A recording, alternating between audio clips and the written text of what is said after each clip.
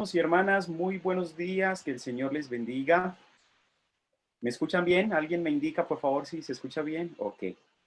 Bueno, mis amados hermanos, sean ustedes muy bienvenidos a nuestro segundo día del Instituto para Perfecto. Sembradores de Iglesias. Nos place mucho tenerles con nosotros esta mañana. Gracias por estar aquí. Por favor, antes de orar, no olviden las recomendaciones. Número uno, poder cambiarle el nombre de su dispositivo al nombre suyo, ahí en la parte donde puede renombrar o cambiar el nombre. En lo posible, encender o fijar su cámara si es posible para que todos nos veamos. Y bueno, hermanos, total disposición esta mañana para que podamos trabajar en este tema, que nos rinda este tiempo. Así que sean todos muy bienvenidos, hermanos y hermanas, bienvenidos como Liga Bíblica. Nos place mucho poderles tener esta mañana. Mi nombre es César Montoya, yo vivo en la ciudad de Medellín, soy el coordinador aquí de la Liga Bíblica. Y bueno, esta mañana también tenemos otros hermanos de la Liga Bíblica, vamos a orar y ahorita ya en el transcurso de todo este tiempo vamos a estar aprendiendo más de la palabra del Señor. El pastor Jorge también va a estar compartiéndonos el tema el día de hoy. Así que vamos a orar, hermanos. Mientras tanto, también vamos dando entrada a los hermanos que vienen en la conexión. Quien llegue allí, comience a ser aceptado, ahí mismo se coloca allí en silencio. Y vamos a estar muy dispuestos, hermanos, para iniciar en esta mañana. Oremos. Nuestro buen Dios y Padre que estás en los cielos, en esta mañana, te agradecemos por darnos esta nueva oportunidad. Te agradecemos, Señor, por este nuevo día y por el propósito tuyo para nuestras vidas, oh Dios. Gracias, Señor, por cada sembrador de iglesias, por cada hombre o mujer que esta mañana viene a este espacio de ser entrenados, de ser capacitados por el sabio consejo de tu palabra y por la experiencia de cada uno de los entrenadores que durante estos días estarán dirigiendo, Señor, en las temáticas. Muchas gracias, Señor. Pedimos que en este ratico el tiempo nos rinda. Dale, por favor, mucha sabiduría y mucha habilidad a la persona que va a estar compartiendo el día de hoy con nosotros y danos a nosotros, Señor, también un espíritu enseñable, una actitud y una capacidad de poder recibir lo que tú tienes para nosotros en este día. Gracias te damos en el nombre de Cristo Jesús. Amén y amén. Bueno, mis amados hermanos, también recuerden que hay un chat general. Si alguien tiene alguna pregunta, alguna observación, puede hacerla por el chat. Y bueno, yo en esta mañana como moderador voy a estar de pronto apoyándoles en esta parte. Así que quiero dar paso al pastor Jorge Moreno desde la ciudad de Bucaramanga. Pastor Jorge, muy buenos días y adelante, el tiempo es suyo a partir de este momento. Buenos días, mi hermano César. Buenos días, mis hermanos. Gracias por conectarse. Trataremos de avanzar en el tema de la lección 1. Y antes de ir a nuestro manual, o vamos al manual, a la página 15, vamos a utilizar mucho el manual y la Biblia. La Biblia que vamos a utilizar hoy es la Biblia PDT, Palabra de Dios para Todos. Es la Biblia verde que usted recibió. Si no recibió la Biblia, entonces le animamos a que, por favor, la descargue. La descargue porque con eso es que vamos a estar trabajando. Biblia PDT. Usted busca en la tienda de Play Store Biblia PDT y la descarga. Se va a demorar ahí un momentico, pero va a poder participar con nosotros en la reunión. Habiendo dicho eso, vamos a comenzar. Lo primero que quiero que hagamos es recordar un poquito lo que vimos el día de ayer. Usted va a ver algunas preguntas. Los que quieran pueden, después de que haga la pregunta, no antes, después de que haga la pregunta, abre el micrófono y responde. No importa que se escuchen varios a la vez, lo que queremos ver es la participación de las personas. El que no quiere abrir su micrófono porque le crea interferencia, o porque no se escucha bien, o porque hoy amaneció un poquito ronco, entonces no responde por el chat, para saber que estamos todos ya conectados. Empezamos a llegar, todavía faltan algunas personas, pero iniciemos. Va a nuestra primera pregunta. ¿Están todos atentos? Espero que eso sea un sí. Amén, amén. Bien, estamos aquí conectados desde Arauca. Gracias, hermano. Gracias. También. Da la pregunta, ¿en qué año Amén. comenzó el ministerio de la Liga Bíblica? En el año 1938. ¿Seguro? Está bien, 1938. Amén, amén. Ok. ¿Hay algo en el chat o nadie escribió? Muy bien, 1938. Aunque en 1936 empezó toda la historia de Liga Bíblica, en el 38 se estableció como ministerio. Muy bien. La segunda. ¿Qué provee la Liga Bíblica? Capacitaciones y Biblia. Herramientas prácticas. Herramientas No. para abrir nuevas obras y trabajar con nuevos personas. Bien. Hay dos palabras claves ahí. Visión y misión. Tenemos una misión, tenemos una visión, pero ¿qué provee? Herramientas de trabajo. Proyecto Felipe. Crecer las iglesias y aplastar iglesias. Provee Materiales. materiales. Provee Biblia y capacitación. Entrenamiento y escrituras. Así es. Es entrenamiento y escritura. Todos los que hablaron tienen razón. O sea, sí tenemos Proyecto Felipe, sí damos capacitaciones, pero todo eso está enmarcado en lo que nosotros llamamos el entrenamiento. Y proveemos las escrituras. Las escrituras no solamente es la Biblia, las escrituras es el Nuevo Testamento, las porciones. Eso para nosotros es muy importante. Ambas cosas las proveemos para la iglesia, no para las librerías, para la iglesia. Entrenamientos especializados. Nuestra tercera pregunta. ¿En cuántos países se encuentra la Liga Bíblica? Más de 50 países. Más de 52. Llega a 100. Más de 100. En el libro aparecía más de 50, pero actualmente más de 100. Ok. Entonces, recuerda que le estamos sacando del repaso del libro. Dice que más de 50 países. ¿Sí? Ese dato lo teníamos nosotros hace 5 años cuando ajustamos los manuales y preguntamos y estamos en 50 países. Pero de ahí acá la Liga Bíblica tiene una expansión porque la iglesia ha solicitado el respaldo de la Liga Bíblica. Solo en Latinoamérica se ha alcanzado, como se ha mencionado, Panamá, Uruguay, Argentina, y se está llegando a otros países. La siguiente. ¿Cuántos programas tiene la Liga Bíblica? ¿Cuántos programas? Tiene 2 programas.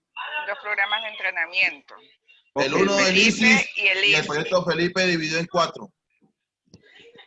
Ok, tenemos 2 programas, ¿no? El proyecto Felipe, que como los hermanos dicen, tenemos adultos, jóvenes, niños y privados de la libertad. Y el Instituto para Sembradores de Iglesia, que sus siglas y el inicio de cada palabra, Instituto Sembradores Iglesia es. La siguiente pregunta. ¿Cuántos módulos tiene el ISI de la Liga Bíblica? 4. 4 módulos. 4. Ok, estamos haciendo nuestro primer módulo. Es lo que estaremos desarrollando los siguientes 15 días. Luego paramos el entrenamiento, va a la parte práctica y en 3 o 4 meses, si el Señor nos regala la vida, nos volvemos a ver y avanzamos. ¿Muy bien?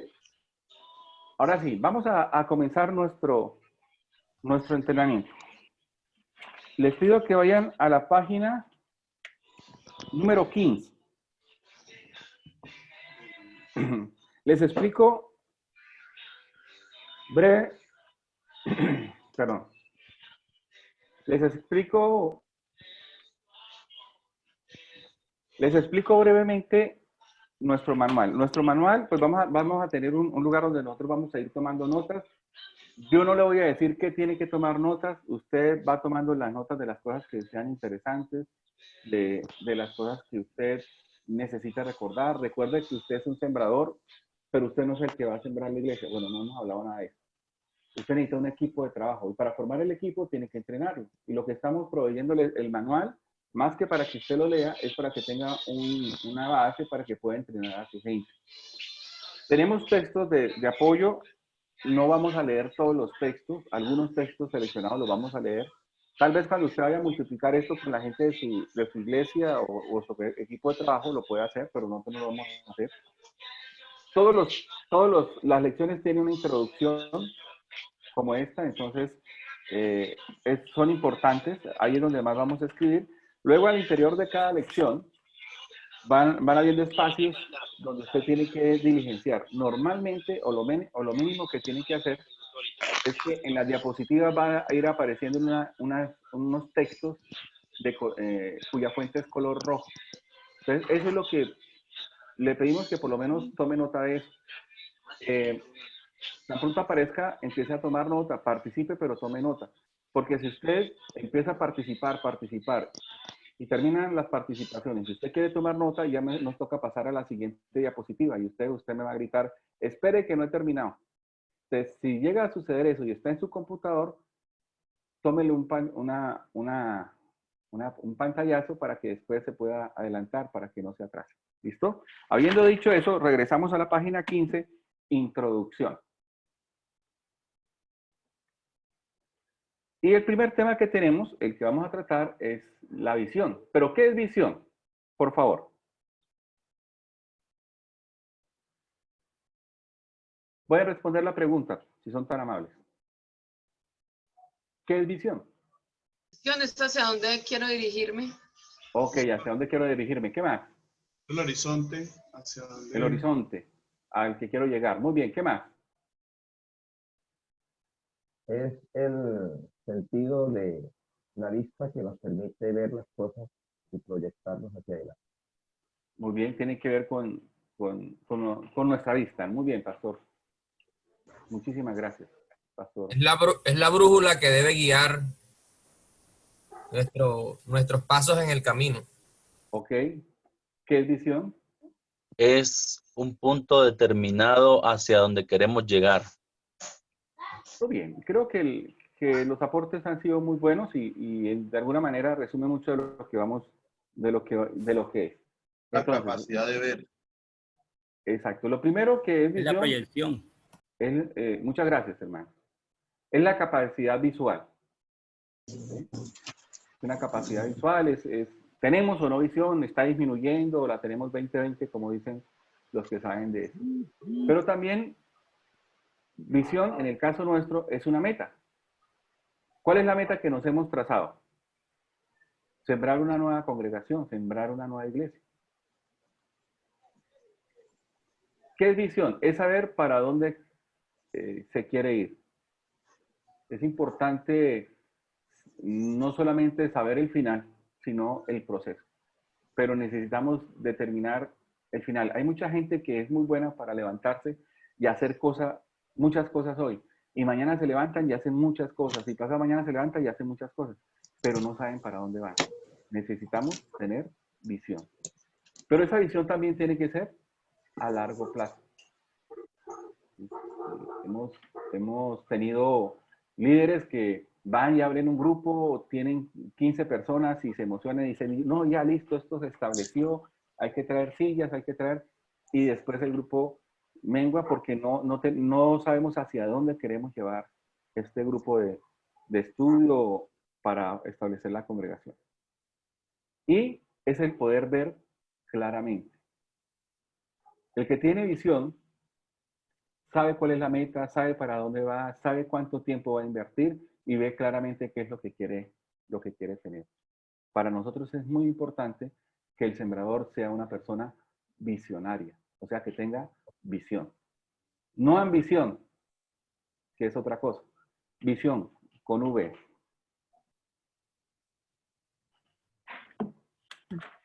Démosle la vuelta a la página 16. ¿Alcanzaron a copiar, hermanos? Hagamos el ejercicio para probarnos. ¿Alcanzaron a copiar o me devuelvo? Yo alcancé. Yo alcancé a copiar. Sí, bueno, Sí, señor, sí alcancé. Ok, listo. Ahí vamos haciendo los ajustes, ¿no? Yes. Ahí en la página 16, lo que está entre comillas son comentarios. Dice, visión es la manera de expresar los valores esenciales que definen un programa. Un claro conocimiento de la visión ayuda a establecer prioridades, objetivos específicos y a evaluar el progreso hacia la meta. Para que sea efectiva, la visión debe ser fácil y constantemente comunicada a otros. Una visión que sea enredada, nadie la va a entender y nadie la va a poder multiplicar. Pero ¿qué principios debe tener la visión que yo estoy desarrollando? Entonces, ahí aparece un primer principio. ¿Cuál es el primer principio que aparece? Que esté fundamentada en la palabra de Dios. La palabra de Dios. Muy bien. Ok, antes de pasar tengo aquí la otra pantalla porque si no nos va a volver a suceder eso. Queremos darle, hay un libro de visión, no es un libro cristiano, pero hemos adaptado algunas cosas de ese libro. Lo primero es un proverbio chino adaptado. Dice, si tu visión es para un año, siembre trigo. O sea, son esos cultivos de pan coger. Si tu visión es para 10 años, entonces árboles, sobre todo esos árboles frondosos que existen. Pero su visión es para toda la vida. Yo diría para la eternidad. Siembre iglesias. Todo lo demás necesita tiempo, necesita seguimiento, acompañamiento, pero son cosas que no van a perdurar eternamente. Pero si nos dedicamos a la obra del Señor, a la siembra de iglesias, lo que nosotros establezcamos, eso va a ser para la eternidad. El libro de Stanley, de visioingeniería, o sea, es el estudio de la visión, las visiones dentro de las organizaciones, dice, la visión es una clara imagen mental de lo que podría ser. O sea, el que tiene visión sabe cómo va a ser su congregación. No estamos hablando de las 4 paredes. Estamos hablando de cuál va a ser el público objeto de su intervención en esa comunidad. Entonces dice, una imagen mental de lo que podría ser alimentada con la convicción de que así deberían ser las cosas. O sea, no... Pastor Jorge, buenos días. ¿Sí? Habla la pastora Olga. Pastor, qué pena, necesito salirme del grupo porque se me presentó un inconveniente de última hora. Me acabaron de llamar y tengo que salir. Pastora Olga María. Sí, de Barranca Bermeja. Ok, hermana. Bien. Bueno, pastor. Bendiciones. Bueno, Dios los bendiga a todos. Un aspecto adicional de la visión es que la visión es un futuro preferido, un punto de destino. Es hacia donde nosotros queremos llegar. Y aquí es donde nos distanciamos un poquito de las predilecciones de estos últimos tiempos. Pastor, la meta mía es tener una iglesia, pero mega. Bueno, no está el trabajo de visión, de plantación, lo proyectamos nosotros al establecimiento de la iglesia. Como hablaba ayer el pastor Danilo, hay unos parámetros ministeriales. O sea, hay unos requerimientos que se necesitan para que se pueda establecer la iglesia. Después del tercer año, el crecimiento de la iglesia ya no es plantación porque está establecida.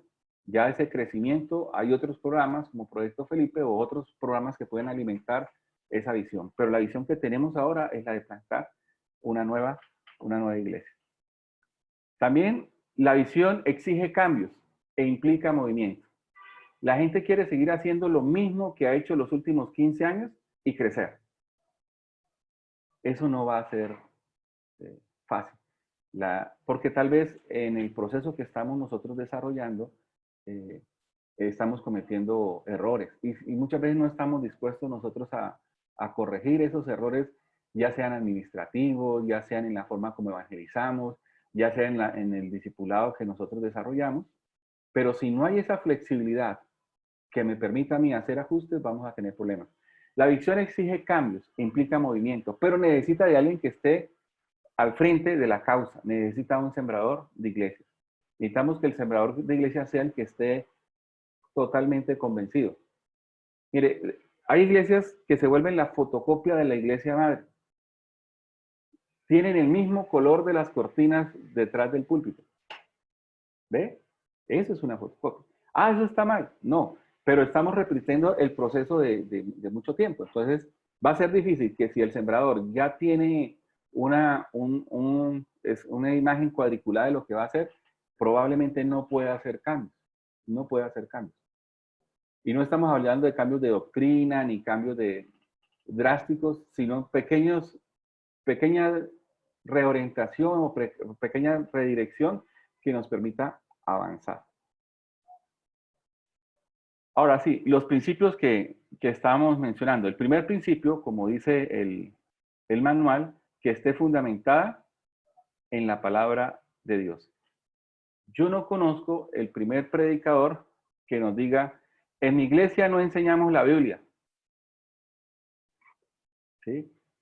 Mi iglesia no es bíblica. No, todos asumimos eso. Pero hay una diferencia en estar fundamentados a tomar la palabra de Dios como una excusa para desarrollar mi propia visión. Entonces, primero, vamos a desarrollar, si nos fundamentamos en la palabra de Dios, vamos a desarrollar la visión de ¿quién? La visión de Dios. Entonces, no es una visión personal. Yo respeto mucho a los que dicen, no, es que un día yo tuve un sueño y el Señor me mostró. Bueno, Dios trabaja con su pueblo como Él quiere, pero eso no la hace su visión. Así sea en un sueño, es la visión de Dios. Si yo me apodero de lo que no es mío, pues va a ser difícil ver la bendición en lo que yo hago. No es una visión personal, es la visión de Dios que determina su voluntad en el trabajo de la siembra de iglesia. Dios es el que nos va guiando, nos va mostrando, nos va orientando. Lo segundo, que esté cimentada y ejercitada en la fe. ¿Por qué decimos de cimentada y ejercitada? Porque normalmente las personas a las que vamos a llegar deben de ser no creyentes. O sea, aquí no le estamos enseñando el abigeato. Aquí no le estamos enseñando cómo ir a la iglesia de al lado y presentarle un programa para que esos miembros dejen de estar en esa iglesia y vengan a nuestra congregación. Eso no es lo que estamos enseñando. Estamos enseñando a hacer el trabajo con personas no creyentes, personas que hay que tener fe para pensar que el borrachín del barrio, el mentiroso de la cuadra, para las dos señoras chismosas y peleonas de la cuadra, ellas van a formar parte de nuestra congregación. Entonces necesitamos fe para eso. Creer y esperar son elementos básicos para hacer realidad los deseos de Dios.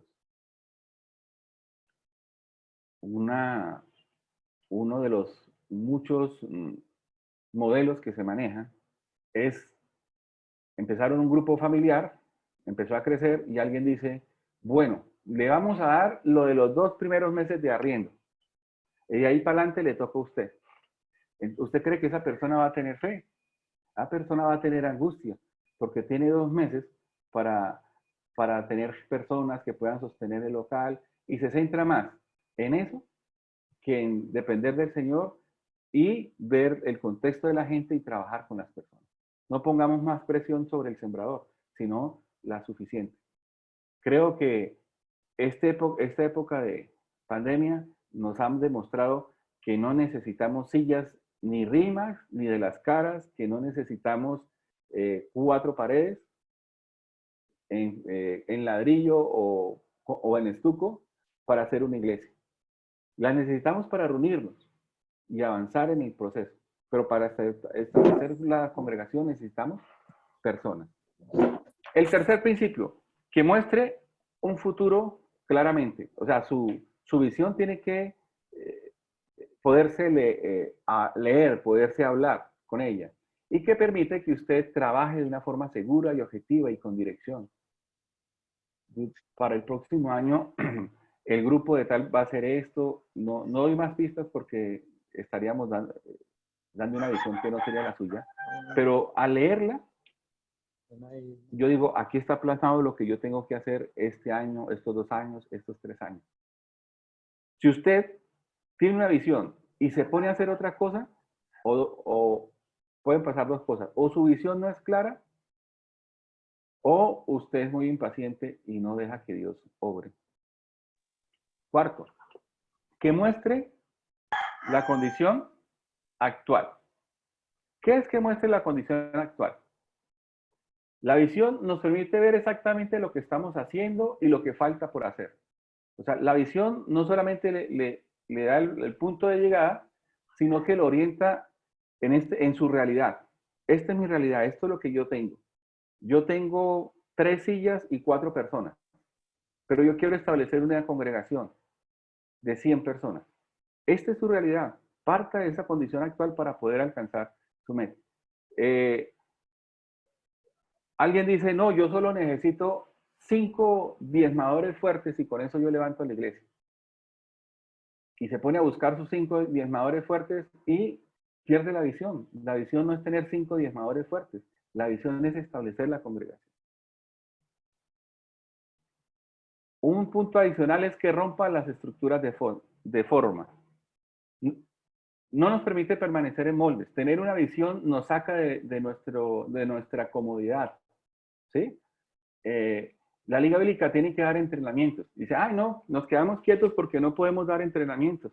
No, no pueden ir a las congregaciones, que es donde dan los entrenamientos, pero tienen que buscar la forma de llegar a las personas, de seguir haciendo lo que deben hacer. Entonces nos tocó incomodarnos.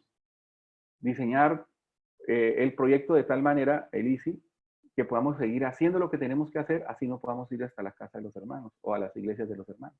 Perdón, Pastor Jorge, le interrumpo. En el chat alguien escribe que si puede acercarse un poquito más el micrófono. Yo le escucho perfectamente a usted, pero la persona dice que no le escucha casi, así que si puede acercarse un poco más el micrófono. Perdón la interrupción, gracias, Pastor Jorge. No, hermano César, muy amable. Sí, hermano, a veces las señales, cuando llega el audio, como llega débil, entonces decide hacer ajustes para poder sacar la señal, entonces baja el volumen. Pero voy a tratar de hablar un poquito más fuerte. ¿Qué es eso de las estructuras de forma? Estamos ahí en la página 16. Aquí hay un recuadro, un espacio en blanco. ¿Sí? Ahí me van a hacer lo siguiente. Van a dibujar esos 9 puntos. ¿Los ven en la pantalla? ¿Sí son 9? Sí, señor, hay 9. 3 en fila, 3 en columna, que queden así, organizaditos unos debajo y al lado. Y escuchen la instrucción.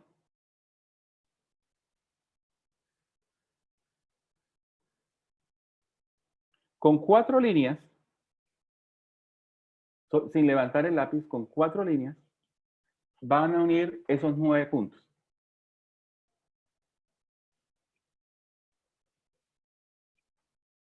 ¿Listo? Y el que lo tenga nos lo va mostrando por la pantalla. Lo acerca a su cámara y lo vamos viendo. A ver cómo nos queda. Hay 9 puntos. Con 4 líneas, unen los 9 puntos.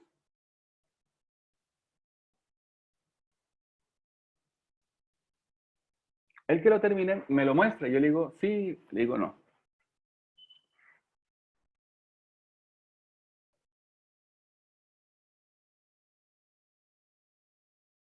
Dos minuticos. Aparece ahí, pastor. Permítame, me toca buscarlo en tres pantallas. Nelson Montenegro. Muestre, Paz. No alcanzo a verlo. No, pero así no, pastor, porque levantó la mano. O sea, tiene que ser trazo continuo. Para hacer esa estrella que usted hizo, levantó la mano. Debe ser en trazos continuos. 4 líneas. 4 líneas. 4 líneas sin levantar el lápiz del papel. Ay, perdón. No, está bien, pastor. Por eso les digo que me la muestre. Un minuto.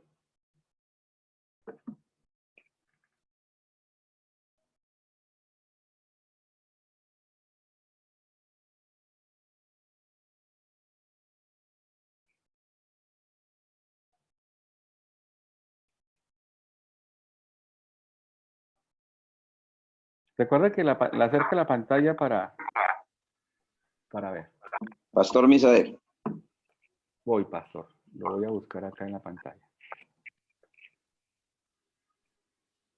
Pero 1, 2, 3, 4. Hay 5, pastor. Y son 4.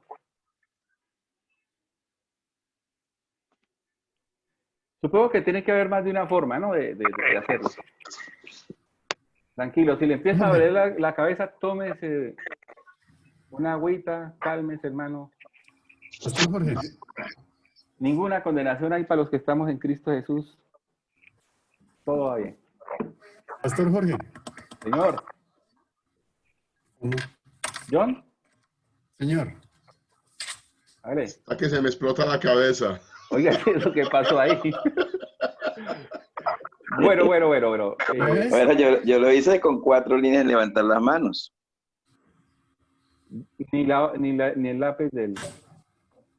Bueno, ¿alguien la terminó o la mostramos? Yo, pastor, ya la terminé. Listo, hermano John. Ahí estoy viendo su dibujo. Bueno, vamos a dar la solución acá para avanzar al siguiente tema. Ahí le doy la primera línea.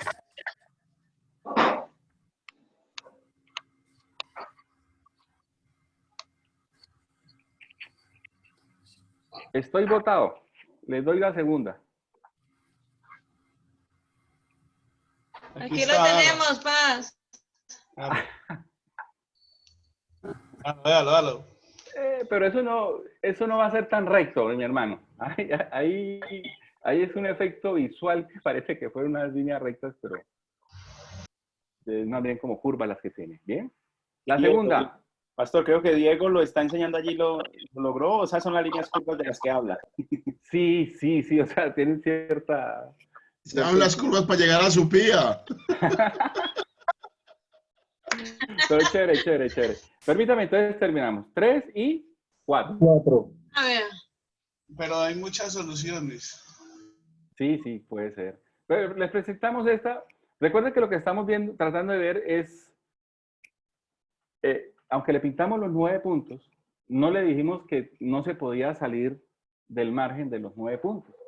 Si se da cuenta, para poder formar las 4 líneas rectas, la línea que trazamos arriba sale del margen de los 9 puntos. Y la segunda línea abajo también sale del margen de los 9 puntos. Todas salen del margen de los 9 puntos. Porque a veces Eso es la flecha para disparar. Es la flecha para soltar la palabra. Saeta de salvación que vuela. Ok, mi pastor. La idea es que a veces nosotros tenemos todas las cosas cuadriculadas en nuestra cabeza. Parece que no, nosotros decimos, no, nosotros somos diferentes. Esos eran los viejitos, esos eran los de antes, que nosotros somos modernos. Pero sí, pero a veces nuestra manera de pensar no nos está ayudando en el proceso. Y lo primero que queremos nosotros decirle, usted tiene que estar dispuesto a romper las estructuras de forma, no el fondo, sino de forma. Siguiente, que permita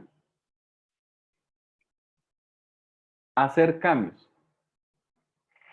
Eso tiene que quedar plasmado en la visión. Habla y dice lo que hay que ajustar. Los cambios de dirección son permitidos. O sea, las cosas no se hacen porque siempre se han hecho así. ¿Sí? Recuerdo a mi pastor cuando llegaba Navidad, yo no sé si él se acordaba o no, pero siempre nos daba una ilustración. Él hablaba del hijo del zar, allá cuando en Prusia habían zares, y que estaban celebrando su primer año. Entonces llegaron todos, que era en Navidad, trajeron todos llegó toda la familia, y dentro del grupo de la familia estaba la abuelita. La abuelita ese día vino y tomó un pedazo de carne. Estaba en su casa y cuando iba a cocinar eso, vino y le cortó las puntas a la carne y la echó en la olla. Y el señor viene y le pregunta a la esposa, ¿por qué su mamá hace eso? Dice, yo no sé. Dice, pero usted también lo hace. Dice, es que mi mamá me enseñó que así era que tenía que hacerse. Entonces le preguntaron a la abuelita, y la abuelita, ¿por qué le corta las puntas al capón? Dice, yo no sé, mi mamá lo hacía así. Y la otra abuelita estaba ahí para terminar el cuento. Y le preguntan, abuelita, ¿por qué usted le cortaba las puntas al capón cuando lo iba a cocinar? Y dice, es que yo tenía una sartén chiquitica y no me cabía todo el capón, entonces me tocaba cortarle las puntas para poderlo echar dentro de la sartén. A veces uno empieza a hacer cosas porque se la vio al líder, se la vio al pastor, se la vio a Cas Luna, tantas cosas. Hermano, eso va a limitar su visión. Esté dispuesto a hacer los cambios dentro de lo que usted, dentro de su territorio, como Dios lo guía. Siguiente punto de la visión, que establezca un patrón de trabajo, ¿sí? Que nos permita crear disciplinas, que posteriormente se convertirán en hábitos. No todas las disciplinas se convierten en hábitos. Un hábito es algo que se realiza constantemente. Hace años las personas solo se ganaban en campañas evangelísticas. Entonces el tiempo de cosecha era cuando la iglesia tuviese dinero para invitar al predicador y poder hacer la labor. Pero eso era algo que dependía mucho del flujo de dinero, pero también limitaba mucho a los hermanos. ¿Sí? Yo recuerdo que una vez en la iglesia el pastor dijo, vamos a tener una campaña evangelística. Y todas las personas se levantaron a aplaudir y todo. Y ninguno de ellos evangelizaba. Entonces, el proceso es mucho más ágil cuando creamos disciplinas locales. Yo no estoy en contra de las campañas evangelísticas. Lo que estoy diciendo es, hagamos una cosa sin dejar de hacer lo otro. La visión tiene que ser autocomunicable, o sea, que ella sola, al leerla, me transmita y me emocione. No cuesta trabajo que otros la entiendan y la pongan en práctica. Motiva a la gente, dice, yo quiero hacer eso.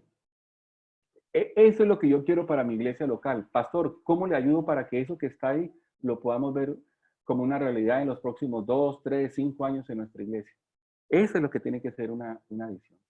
Si usted tiene una visión que dice, alcanzar al mundo entero para Cristo, eso no es una visión. Eso es como un sueño. Pero la vida no nos va a alcanzar para poder hacer todo lo que está ahí. Entonces, hagamos algo que permita a la iglesia alcanzar su meta en unos años cercanos. Último, que determine la calidad de la iglesia sembrada. Así como es su visión, así va a ser su iglesia. ¿Sí?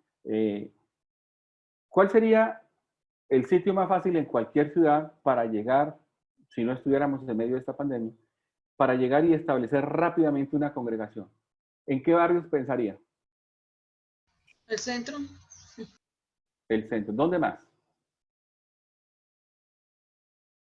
¿En qué barrio pensaría si usted dijera, yo necesito tener una iglesia lo más rápido posible? Las Por mi marginales, parte, hay más por mi necesidades. parte la Comuna 7, barrio El Campestre. En un barrio popular. En un barrio popular. Excelente. ¿Por qué? Porque allá la gente muestra, todos tienen necesidad, pero esas personas muestran más su necesidad. Si llegamos con un programa de ayuda social, si llegamos con algo, vamos a atraer más personas. Pero usted lo que va a atraer es la persona de esa comunidad. Usted no puede pensar, trabajar con las personas de esa comunidad que son necesitados y tener una iglesia y un estilo de vida como si fueran una iglesia dentro del barrio El Rosario, para que me entienda el hermano Rubio, ¿sí? No va a pasar eso. O sea, uno tiene que saber cuál es la iglesia que tiene y qué expectativa y qué puede tener de esa congregación. Es importante, o sea, y prepararse para la comunidad que estamos. Uno no puede llegar hablando de manera desempoderada dentro de la iglesia, dentro de la comunidad que va a establecer la iglesia. La visión debe cumplir esos principios. Que la palabra sea su fundamento, que esté cimentada en la fe, que muestre el futuro, que también muestre la condición actual, que rompa con algunos estilos que está limitando el crecimiento, que permita hacer cambios, que establezca un patrón de trabajo, que así no estemos nosotros, ya hayan hecho el funeral de nosotros ahí, la iglesia siga generando los procesos que tiene que seguir generando para alcanzar la visión. Hermano, no amarre la visión a usted, perdone, le digo a usted, no la amarre. La visión tiene que ser de la iglesia. Uno gestiona mientras está al frente como sembrador, pero la visión debe ser de la congregación. Se debe saber poder comunicar sola y fija la calidad de iglesia que usted tiene. Página 17. ¿Alguna pregunta hasta acá?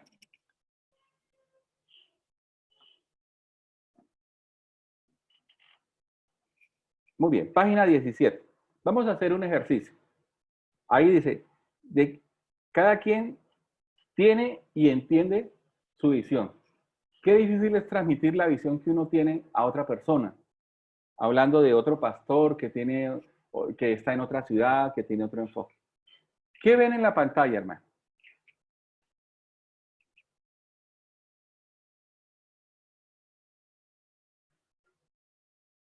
Pueden abrir su micrófono y contarme. ¿Qué ven ahí? Un señor tocando el saxofón. Un señor con saxofón. ¿Qué más ven? También vemos una mujer. Una Sí, mujer el rostro de una mujer. ¿Seguro? Ah, sí, ¿verdad? Los ojos media cara. Los ojos, la nariz, la boca, la barba. Bueno, cada uno ve lo que quiere, ¿sí o no?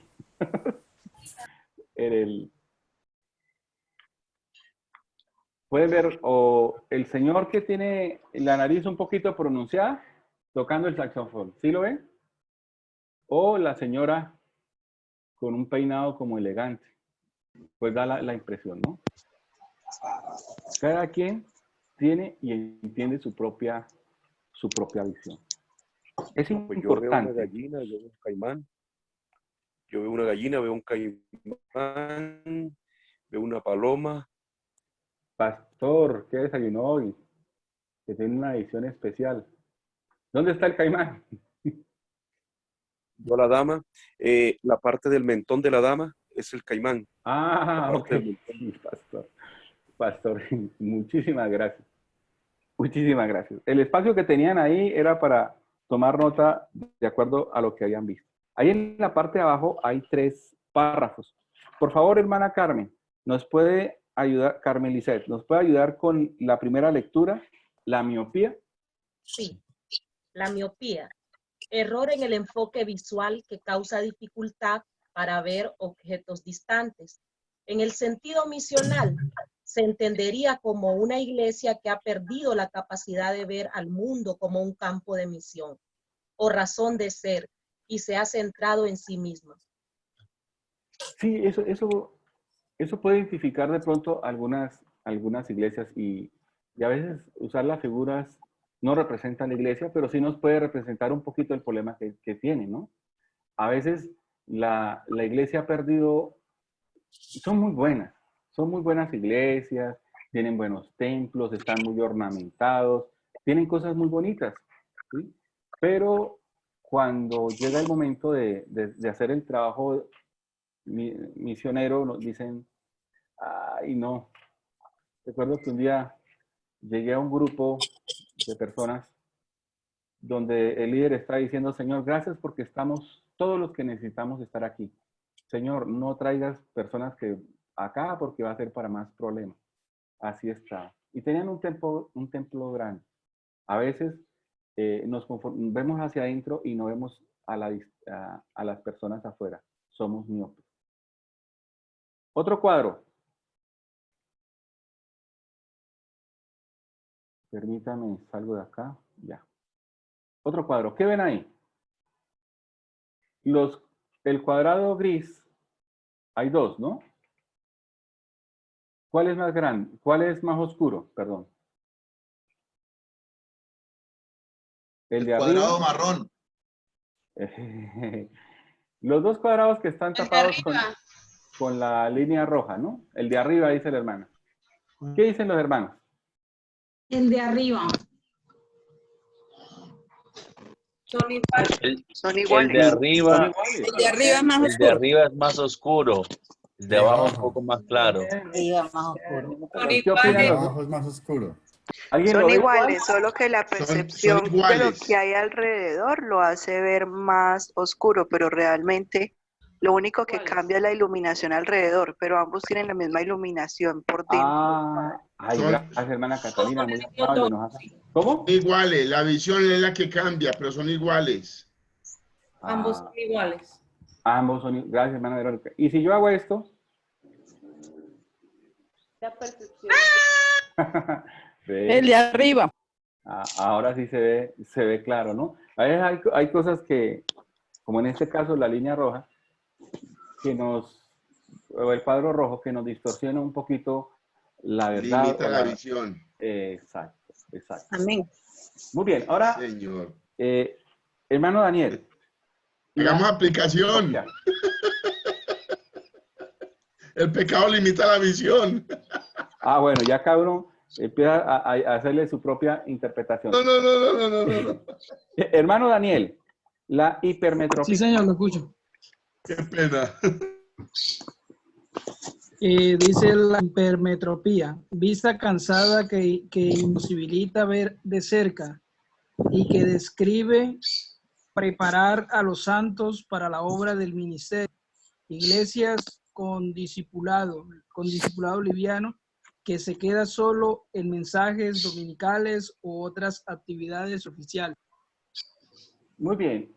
Aquí ya no estamos hablando de hacia afuera, sino hacia adentro, ¿no?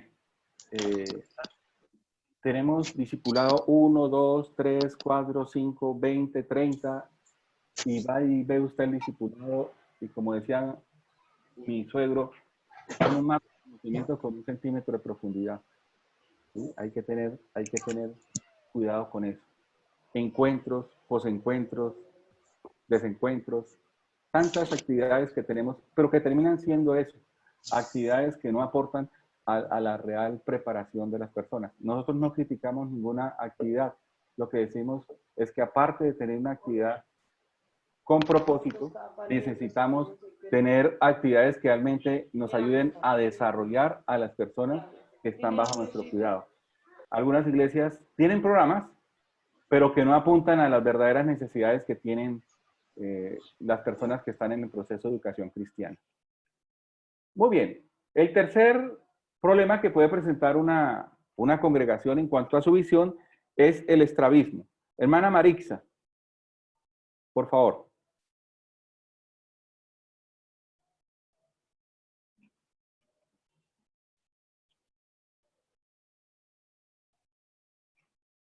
Sí está en amable, hermana Marixa. Ok. Hermano Andrés, por favor.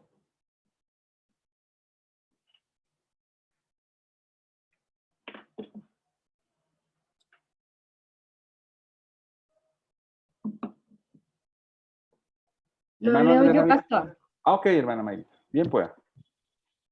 Cuando un ojo se desvía hacia una dirección diferente a la del otro y se produce una doble visión, se aplica a una iglesia que tiene sus ojos puestos en demasiadas novedades y no define las prioridades. Muchísimas gracias.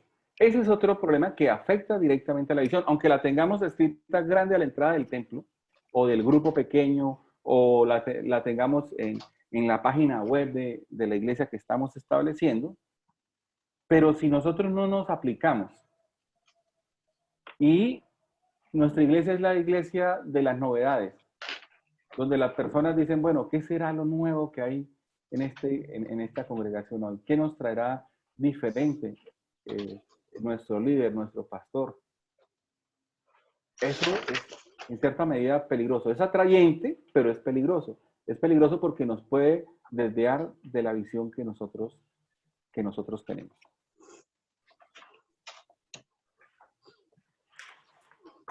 ¿Preguntas? ¿Quejas, comentarios, reclamos? ¿Nada? De pronto, un aporte, pastora, ya con relación al estrabismo. Por favor.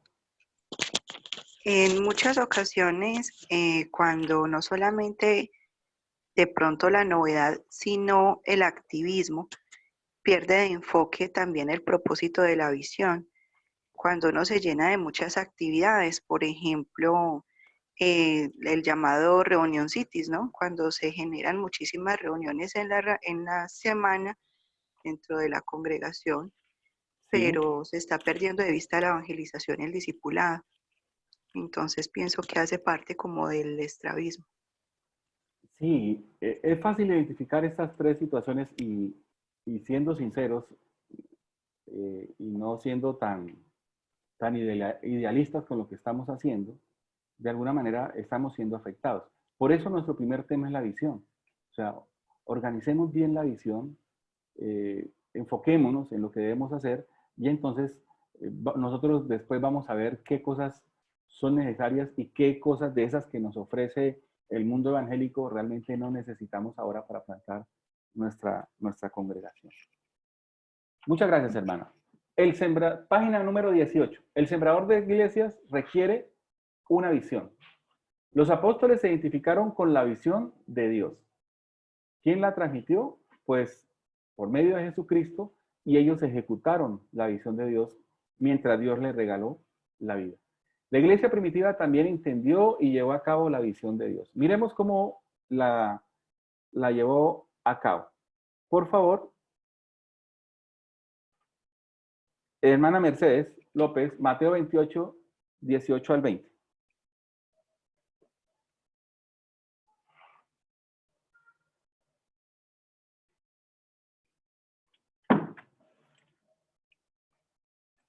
Hermana Mercedes. Mercedes López. Pastor, si quieres yo leo. Por favor, Andrés. Y 28, 18 al 20. Dice, entonces Jesús se acercó y les dijo, Dios me ha dado toda autoridad en el cielo y en la tierra, así que vayan y hagan seguidores en todas las naciones.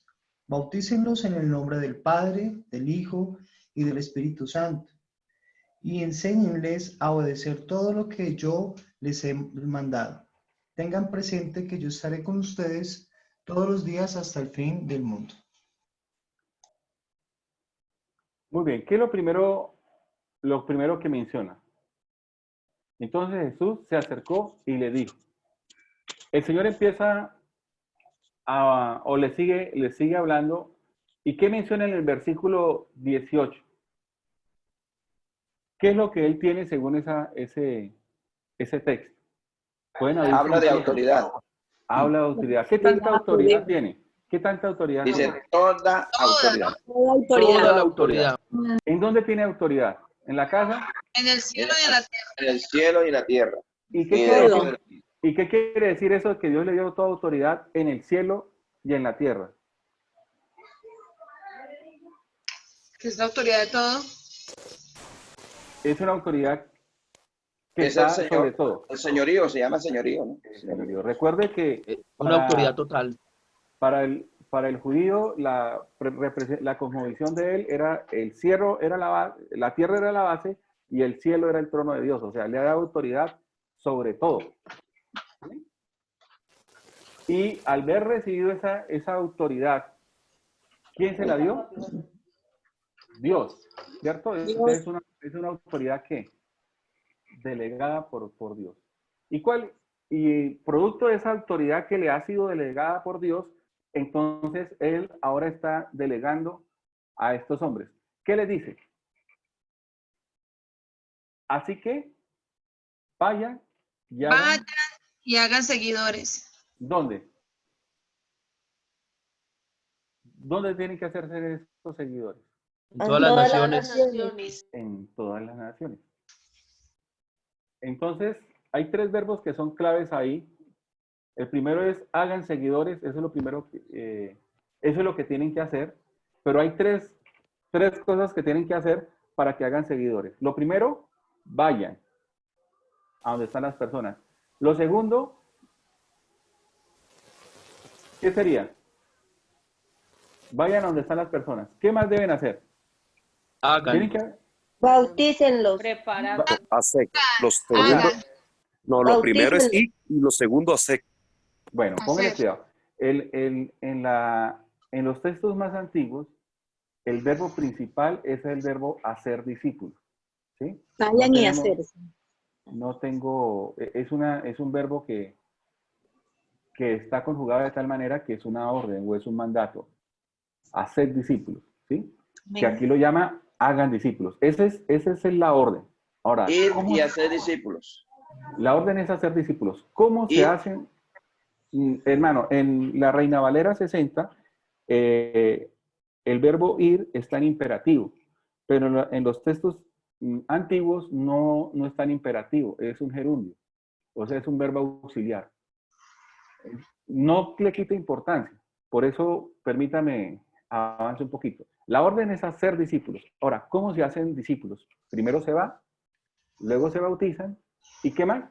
Y se les enseña. O sea, para ser un discípulo toca hacer esas tres cosas. Si no se hacen esas tres cosas, la primera, la segunda y la tercera. Lo primero, ir a donde la gente. En este caso, todas. Segundo, bautizarles. Tercero, enseñarles. El orden en nuestro tiempo cambia un poquito. Primero vamos a donde la gente, luego le enseñamos o discipulamos y tercero, se bautiza o se compromete con la iglesia local. Ahora, sigue diciendo el texto. Tengan presente que yo estaré con ustedes todos los días hasta el fin del mundo. ¿Qué menciona ahí? O sea, menciona el acompañamiento del Señor. ¿Qué tanto tiempo iba a respaldar el Señor este mandato? Siempre. Todo tiempo. Al volver. Toda una Todos los días. eternidad. Pero tiene un límite. ¿Cuál es el límite? El fin del mundo. Ok, hasta que alcancemos, lleguemos hasta ahí. Hay una promesa del acompañamiento de Dios. Entonces podemos tomar nota ahí.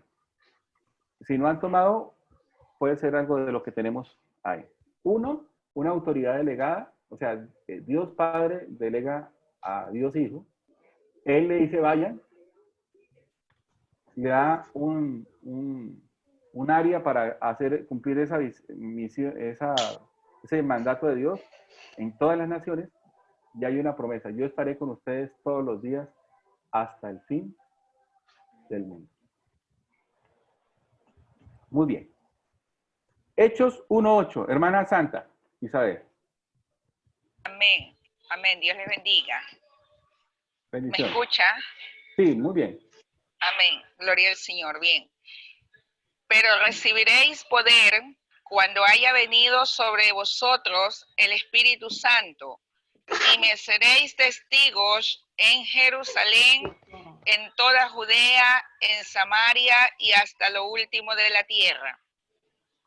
Muy bien. Entonces el texto nos ubicamos. El Señor está a punto de ¿qué? De ascender, ¿cierto? Después de la resurrección, después de haber arreglado unas cositas acá que tenía, llegó el momento de la ascensión del Señor y dice, y recibiréis ¿qué? Poder. Dinamis, ¿no? Se aparece en el texto, recibiréis poder. ¿Poder para qué?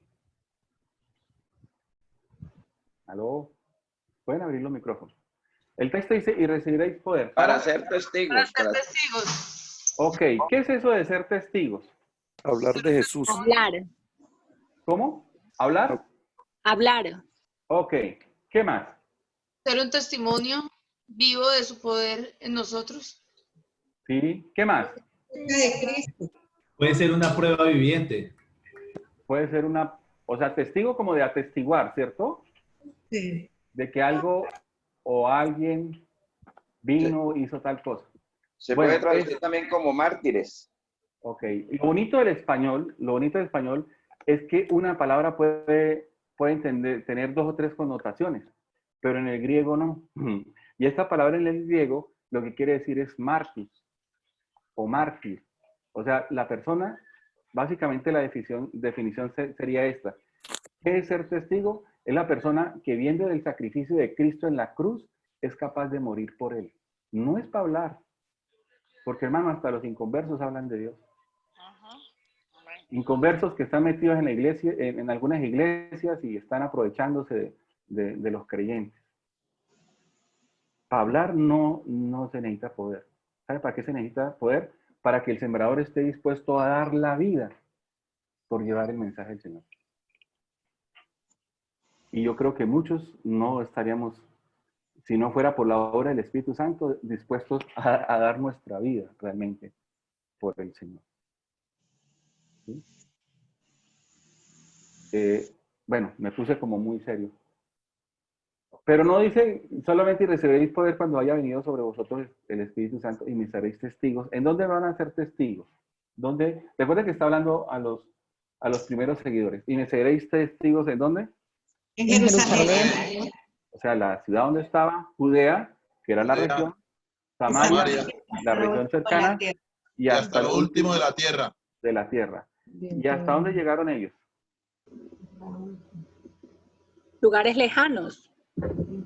Vamos a seguir bien. Siguiente texto, Hechos 8.1. Hermano Jordan. Dios lo bendiga, pastor. Ánimo, mi hermano, bendiciones. El capítulo 8, versículo 1 dice así. También Saulo estuvo de acuerdo con el asesinato de Esteban. Persecución contra los creyentes. A partir de ese día empezó una gran persecución contra la iglesia de Jerusalén. Toda la iglesia huyó a diferentes lugares de Judea y Samaria. Solo los apóstoles se quedaron en Jerusalén. Muy bien, entonces, ¿qué empezó a haber? Una gran persecución. Pero habían recibido el llamado que fueran hasta lo último de la tierra, pero a veces uno piensa que ese llamado es para después. Yo no digo que Dios castigó a la iglesia para que saliera, sino que el Señor permitió que eso pasara, o sea, circunstancias de la vida, para que la iglesia pudiera cumplir el propósito de Dios. Algunos al iniciar la pandemia dijeron, no, esto mejor dicho terrible, ¿por qué Dios permite esto? Porque a veces la iglesia tiene que ser sacudida para entender que tiene que seguir avanzando en el logro de la visión. Una gran persecución, pero aquí directamente con la iglesia, pero la iglesia que estaba en Jerusalén, porque recuerde que la gran mayoría de personas que formaban parte de la iglesia de Jerusalén eran personas que habían sido judías, entonces los judíos estaban haciendo mucha presión y mucha persecución para tratar de someter al cristianismo. Y dice, interesante, dice, toda la iglesia huyó. No dice que fueron poquitos, sino toda la iglesia huyó a diferentes lugares. ¿A qué lugares fueron? A ¿A qué lugares fueron? Sí. A diferentes, a muchas partes. Pero hay que ver el texto. A diferentes lugares, dice Judea y Samaria. Judea y Samaria. ¿Y dónde habíamos escuchado eso? En la Gran Comisión. En la Gran Comisión. Y me seréis testigos en Jerusalén, Judea, Samaria. Y ahí va el Señor hablando, mostrando todo. Y menciona que solo los apóstoles se quedaron en Jerusalén. Entonces, ¿quiénes se fueron? Nosotros creemos que el Evangelio creció inicialmente porque los apóstoles empezaron su gran obra misionera y fueron por todas partes, pero realmente ¿quiénes fueron los que salieron a hacer el trabajo al inicio? Son los convertidos. Sí, los miembros. Los apóstoles, cuando empiezan a hacer sus viajes a Antioquía, o sea, esa primera proyección hacia afuera, fue producto del trabajo de los miembros, los convertidos, que iban y les hablaban a sus familiares, a sus amigos de lo poco que conocían del Evangelio, y el Señor los respaldaba. Tenga en cuenta eso para la plantación.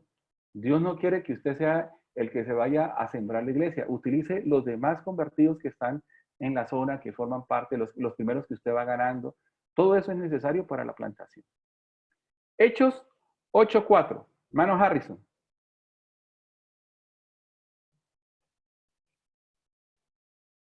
Listo, mi hermano. Bien pueda. Sin embargo, todos los que huían iban anunciando el mensaje de las buenas noticias de salvación por donde quiera que iban.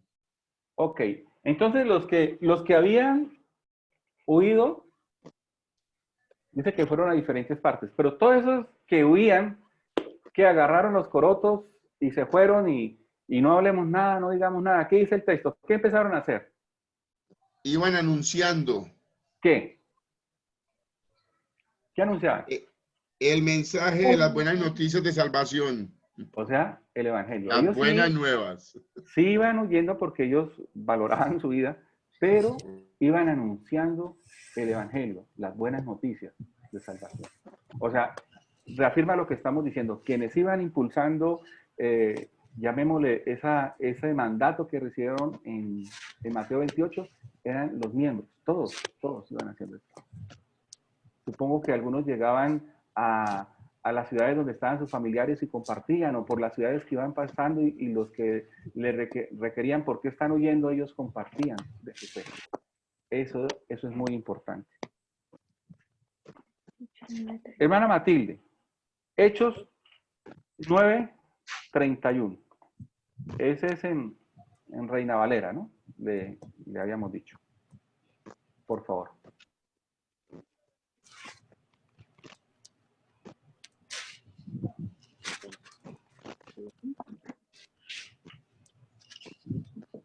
Así que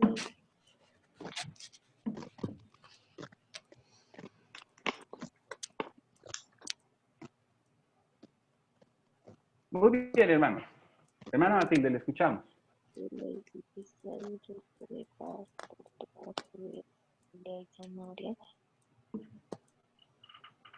Pastor Jorge, ¿le ayudo con la lectura? Por favor, César.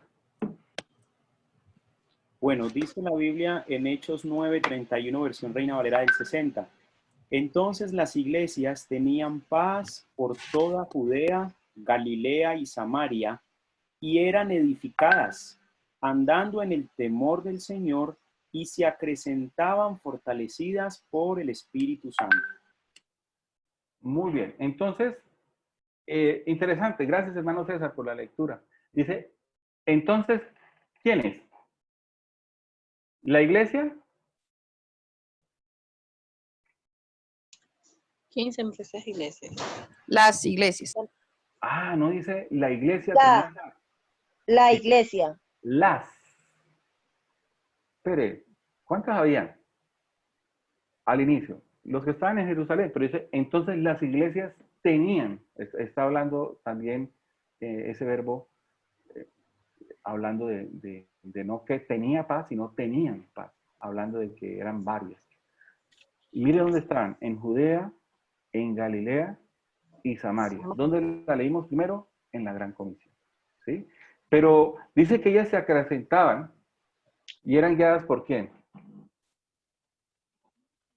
Por el Espíritu Santo. Los miembros de la iglesia de Jerusalén fueron los que plantaron las iglesias que se empezaron a ver más adelante en todo este recorrido que empezó en Jerusalén, pero que hoy usted tiene en su mano la bandera para seguir extendiendo la obra del Señor donde usted se encuentra. Los miembros de la iglesia, en este caso de Jerusalén.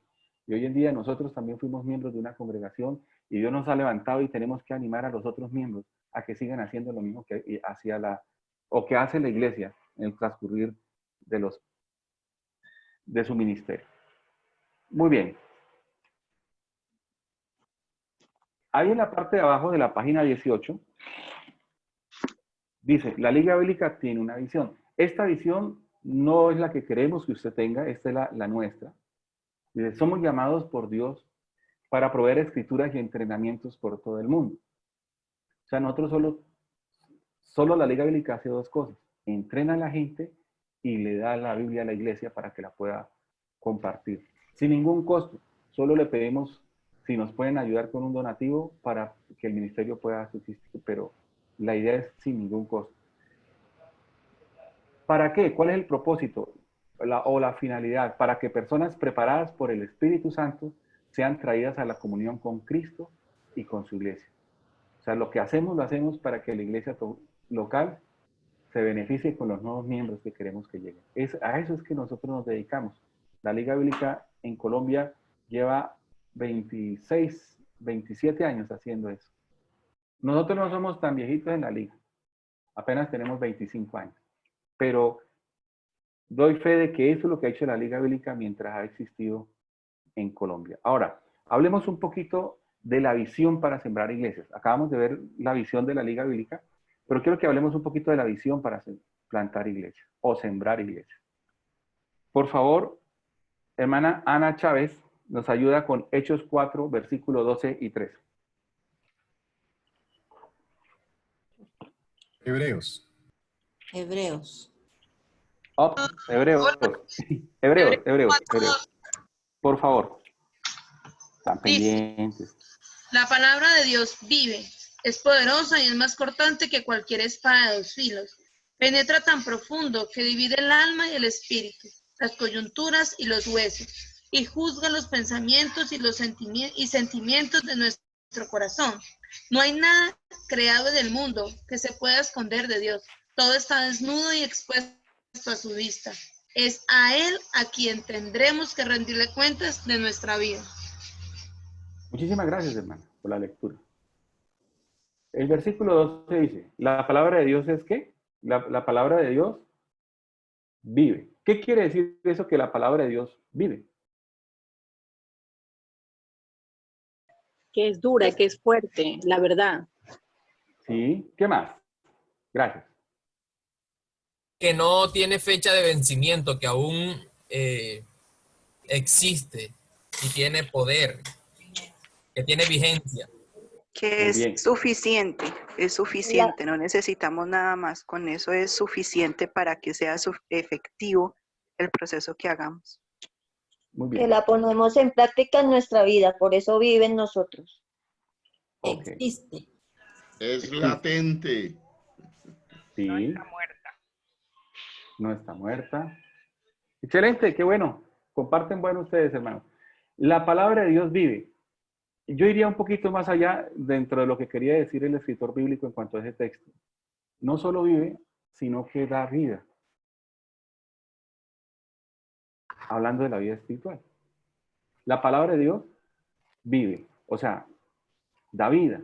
¿Y qué más? Dice que es poderosa. ¿Para qué es poderosa la palabra? ¿Cuál es el poder que tiene la palabra de Dios? Que traspasa huesos, corazones, carne. Sí. Dice, es poderosa y es cortante, dice el texto. Para cambiar, transformar. Vuelvo y hago la pregunta. Dice, la palabra de Dios vive, es poderosa y es cortante. ¿Así dice el texto? Más cortante. Más. Ah, más profundo. O sea, no es como lo que menciona ahí, como una espada de 2 filos, sino que es más cortante que una espada de 2 filos. No está comparando. Está diciendo que es superior a cualquiera. ¿Y en qué sentido es superior? Dice, penetra tan profundo, si usted coge una espada en tiempos de guerra y la utiliza contra otra persona, pretende hacerle daño. ¿Y qué espera cortar? Hueso, carne, lo que... ¿Sí? Bueno, no profundicemos más en eso. Pero aquí dice, pero penetra tan profundo que divide el alma. ¿Acaso una espada, puede usted coger la espada y dice, bueno, voy a dividir el alma? Empecemos por esto. ¿Dónde queda el alma? O sea, no hay forma de que una espada pueda hacer eso. Y lo que es peor, dice, divide el alma y el espíritu. Hablando de la parte inmaterial del ser humano, el espíritu y el alma, la parte inmaterial. Y dice las coyunturas y los tuétanos, diciendo que también es capaz de afectar la parte física. Y no solo eso, sino que llega a otra área, dice, ¿y juzga qué?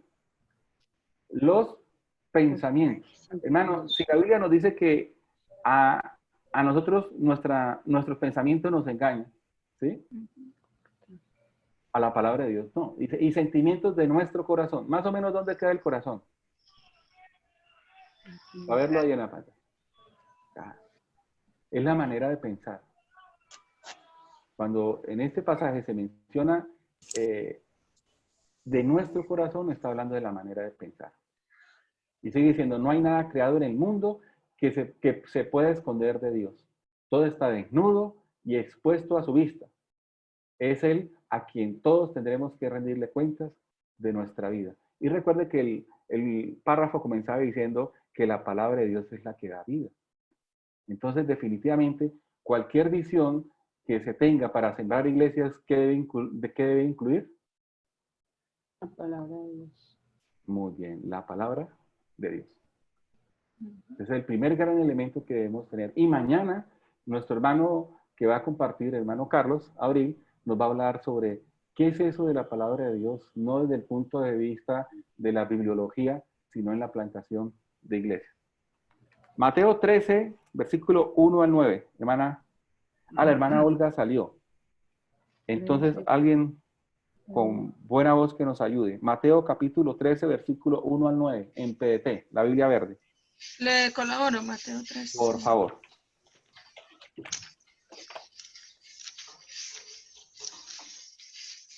Del 1 al 9. Sí. Dice, ese mismo día Jesús salió de la casa y se sentó junto al lago. Había tanta gente a su alrededor que tuvo que subir a una barca y se sentó para enseñarles, mientras la gente se quedaba en la orilla. Les dio muchas enseñanzas por medio de historias. Les dijo, escuchen, el sembrador salió a sembrar. Al esparcir las semillas, algunas cayeron en el camino, vinieron las aves y se las comieron. Otras semillas cayeron en terreno pedregoso, donde no había mucha tierra. Esas semillas brotaron rápido porque la tierra no era profunda.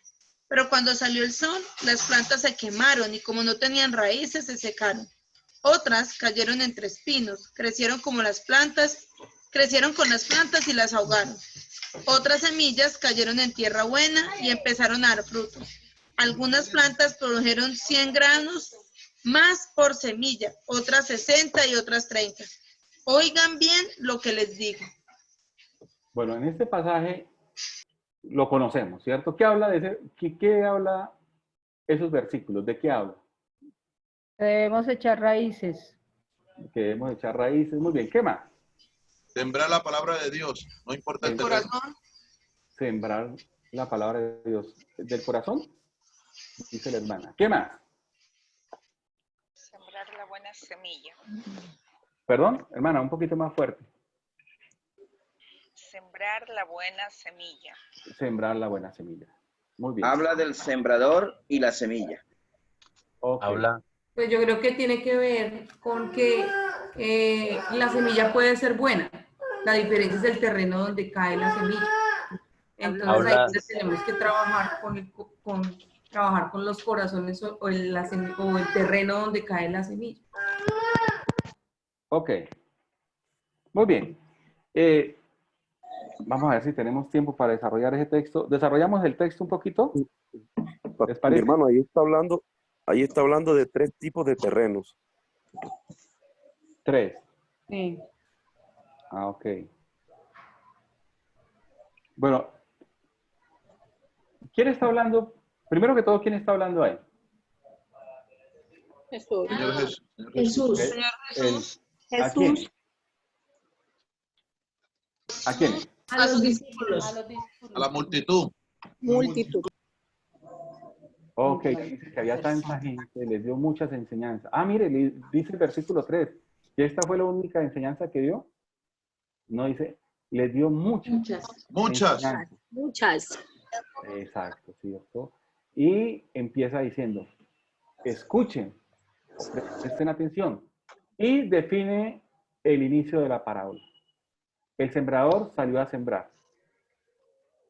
¿Quién es el sembrador? Nosotros. El que lleva la palabra, comparte la palabra. El Señor enseñó dio este tipo de enseñanzas que en otras partes se llaman parábolas. ¿Para qué? ¿Por qué el Señor enseñaba por parábolas? Las personas se les tira fácil. No le escucho bien, hermana. Hable un poquito más fuerte.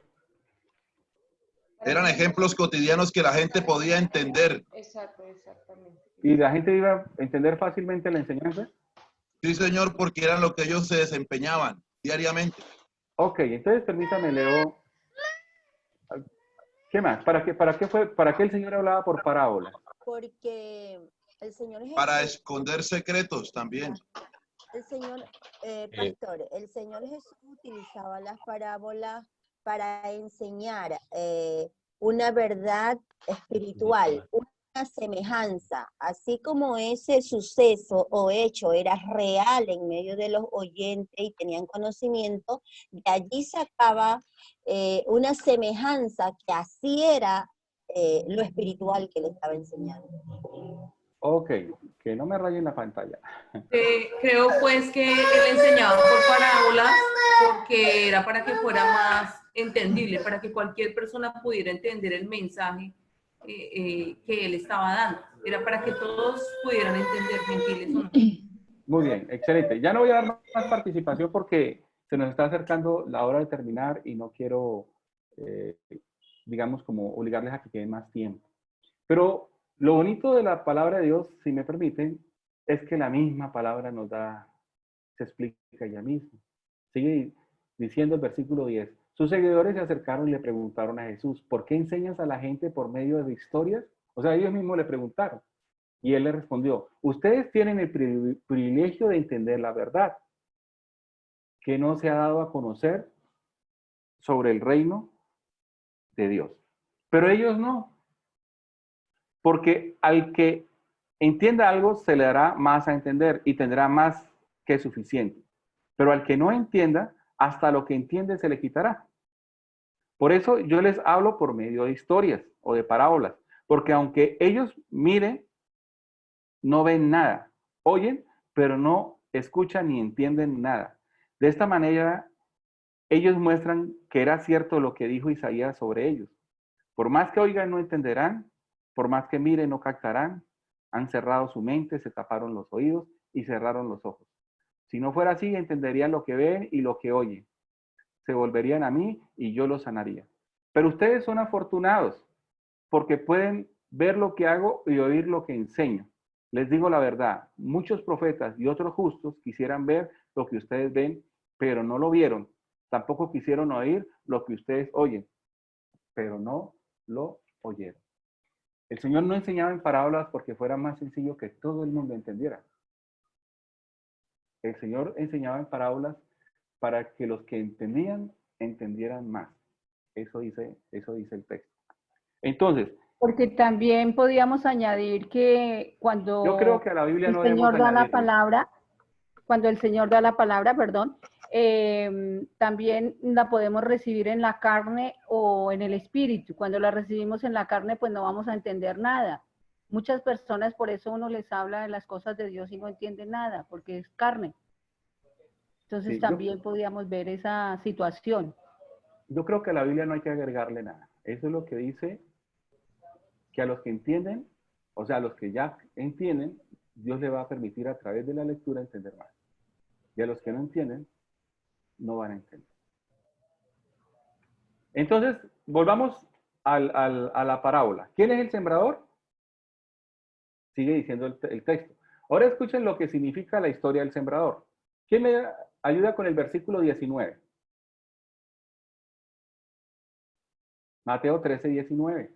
Dice, cuando algunos oyen la palabra del reino y no la entienden, viene el malo y arrebata lo que fue sembrado en su corazón. Estamos en la PDT. Ah, no. Yo estoy con la Reina Valera. Tengo la PDT. Por favor. Sí, o sea, sé que algunos no la tienen, por eso les pedimos el favor que la bajen de la aplicación de Play Store. Pero en este momentico es para unificar, hermano. Le agradecemos al hermano que leyó, pero para unificar vamos a utilizar la PDT. Por favor. ¿Qué significa la semilla que cae en el camino? Esa semilla es como algunos que oyen el mensaje del reino y no lo entienden. Viene el maligno y quita lo sembrado en ellos. Ok. Entonces, el primero que aparece, ¿cuál es? Los del camino, ¿no?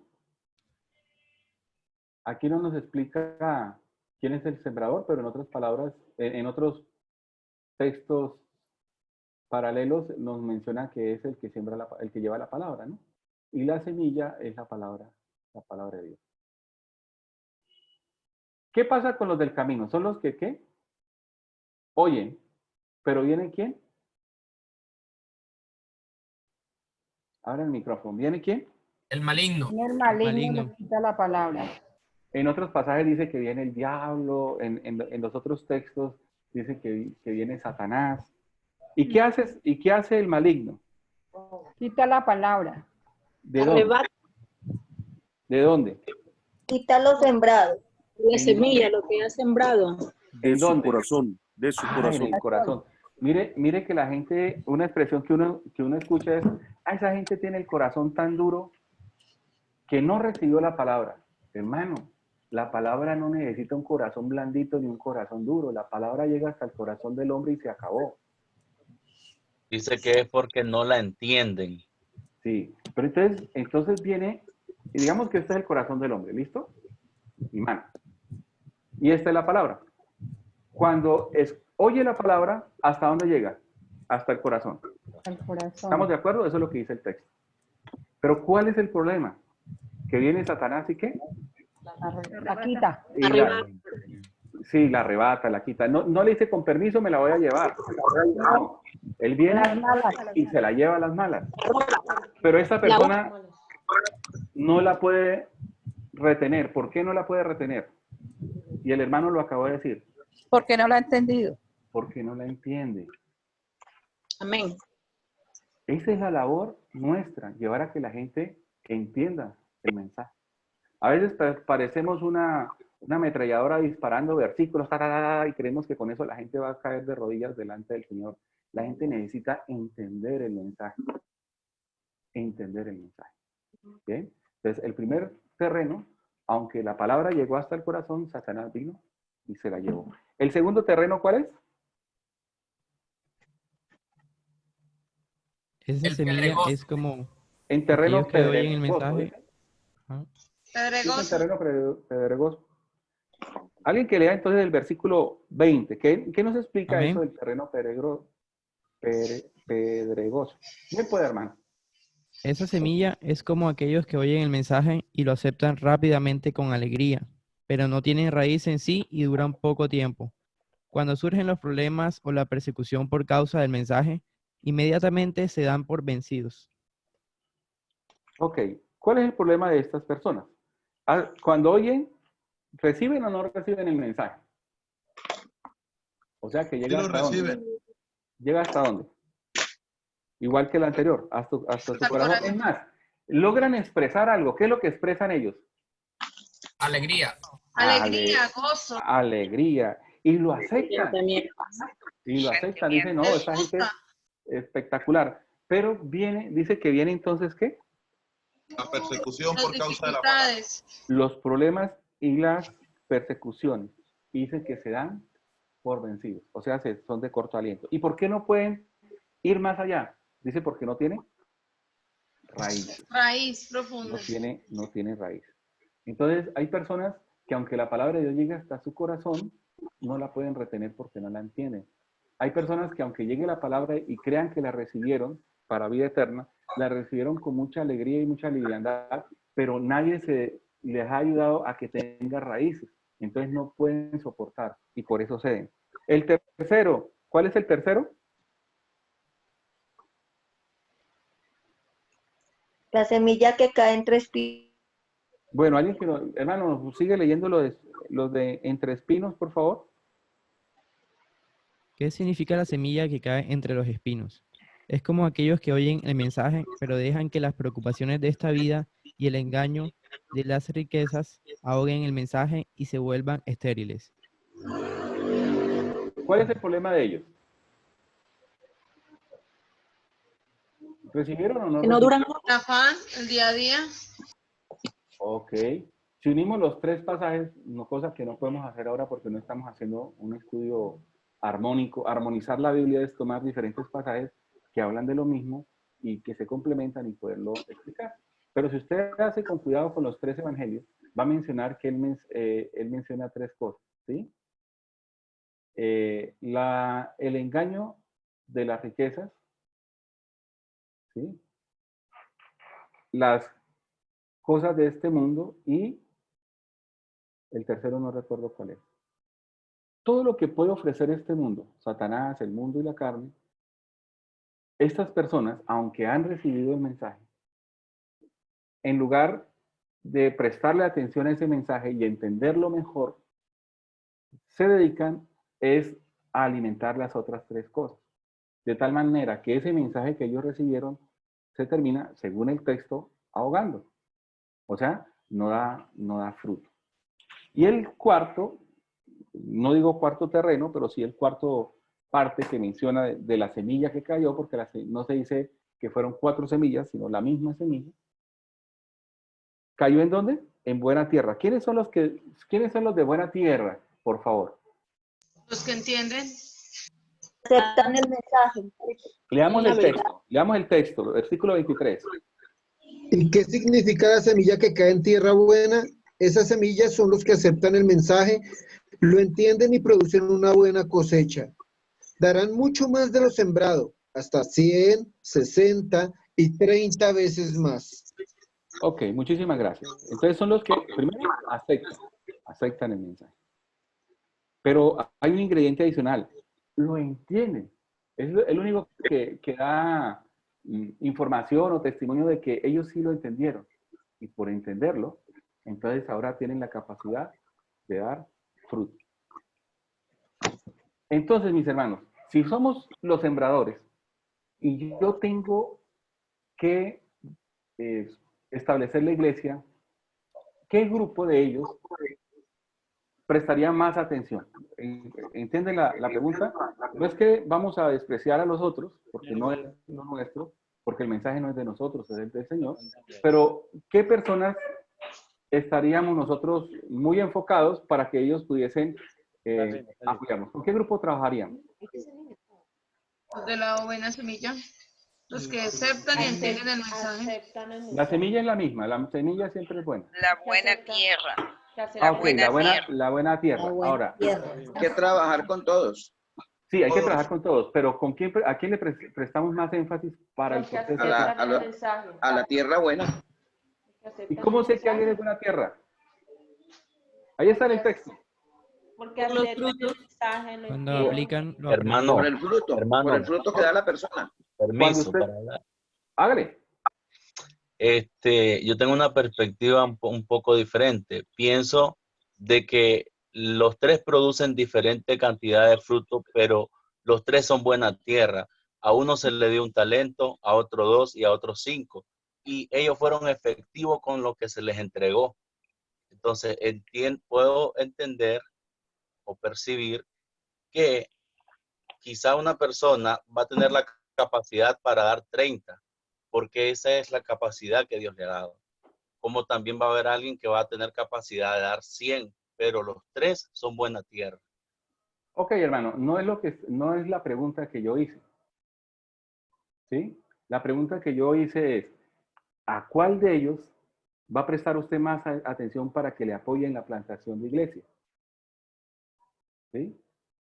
¿A cuál de ellos va a prestar más atención? O sea, ¿quién puede ayudar más? A los de buena tierra.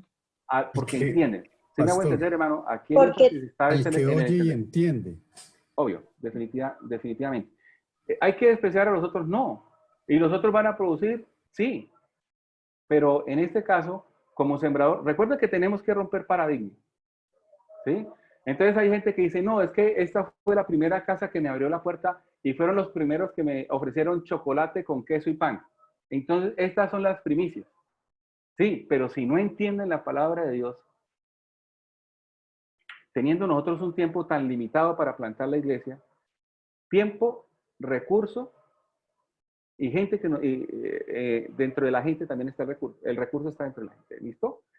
Siendo tan limitados, ¿cómo va a hacer máximo el esfuerzo que usted puede hacer y sacar el mejor resultado? No con éxito, sino para poder establecer la iglesia. ¿Sí? ¿Cómo va a ser? Obvio, tiene que saber. Les pongo un ejemplo, solo un ejemplo. Usted empieza un grupo pequeño y la gente le dice sí, y usted le dice, bueno, sigamos estudiando la Biblia. Ay, sí, pero mañana no venga porque es que voy a ir a misa, voy a ir mañana a misa, ¿sí? Y a la siguiente semana dice, no, lo que pasa es que a mí me toca, yo tengo esa salida mañana. Y eso está pasando con su grupo. Y hay otro grupo en el cual usted va, presenta la palabra de Dios, la gente se compunge, la gente entrega su vida al Señor, la gente le llama, mire, pastor, estoy orando porque perdí mi trabajo, ayúdeme, no me abandone ahí en oración. ¿Usted a cuál le va a invertir en ese momento más tiempo para poder consolidar el trabajo? ¿Sí? Entonces, como no tenemos recursos ilimitados, o sea, si en nuestro barrio hay 500 personas, no tenemos 500 Biblias para ir por casa a casa, entregarle una Biblia a cada uno. Entonces, ¿usted a quién llevaría esa Biblia? ¿A quién se le entregaría? Obvio, al segundo grupo. Al que está dispuesto y disponible. Y esa es la decisión que usted tiene que tomar, no la tengo que tomar yo. Pero cuando hablamos de colocación estratégica, usted tiene que identificar a qué público quiere llegar, usted tiene que identificar en la comunidad con quién quiere trabajar, cómo lo quiere hacer, ¿sí? Usted puede decir, bueno, yo no trabajo con niños porque a mí me duele la cabeza, pero si usted entra al barrio y lo que hay en el barrio, el 60% son niños, ¿qué decisión va a tomar? ¿Sí?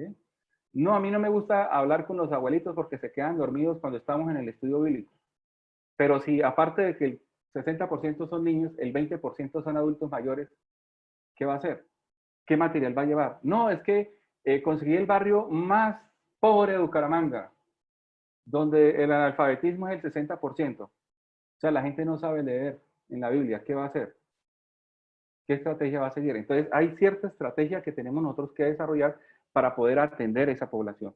Aquí estamos hablando de 3 o 4 poblaciones, depende de cómo usted lo mire, pero a todas hay que atenderlas, ¿sí? Con una proyección de qué va a ser lo que le va a servir para el establecimiento de la iglesia. ¿Está claro esa parte? Espero que sí. Amén.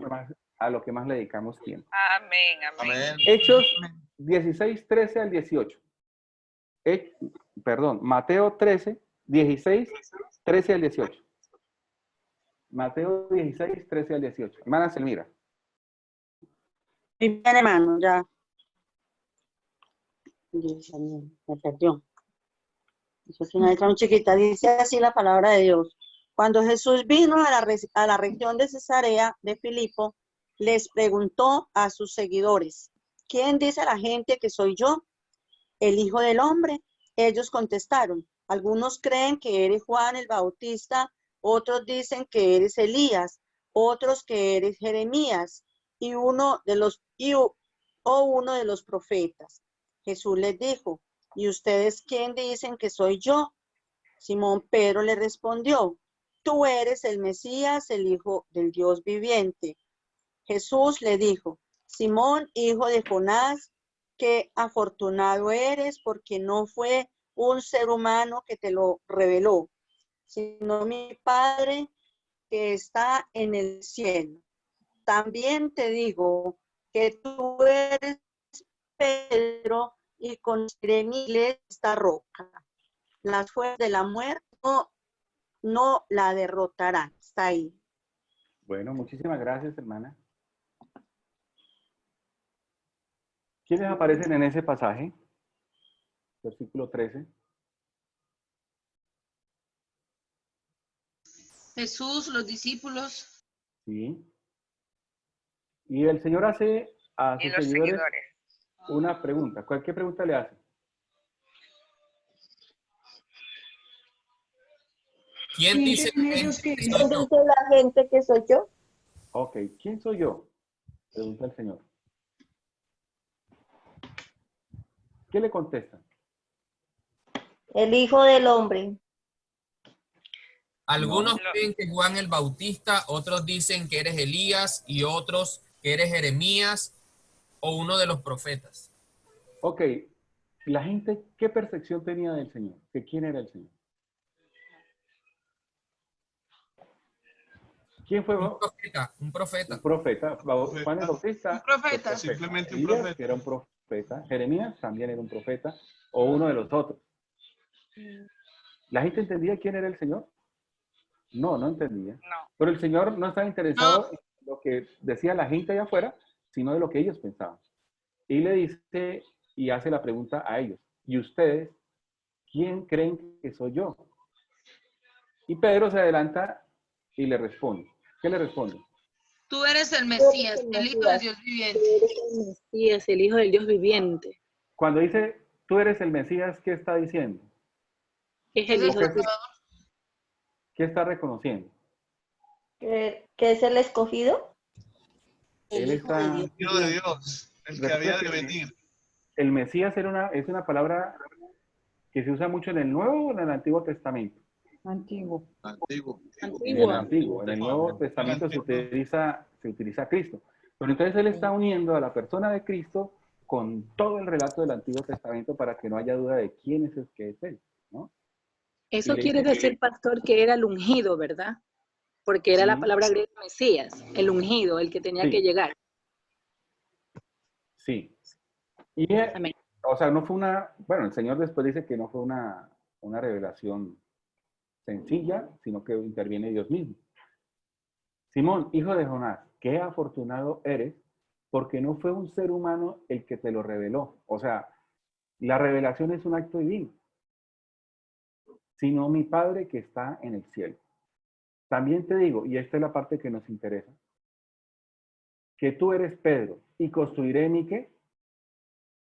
¿Qué va a construir? Iglesia. Iglesia. La iglesia, su iglesia.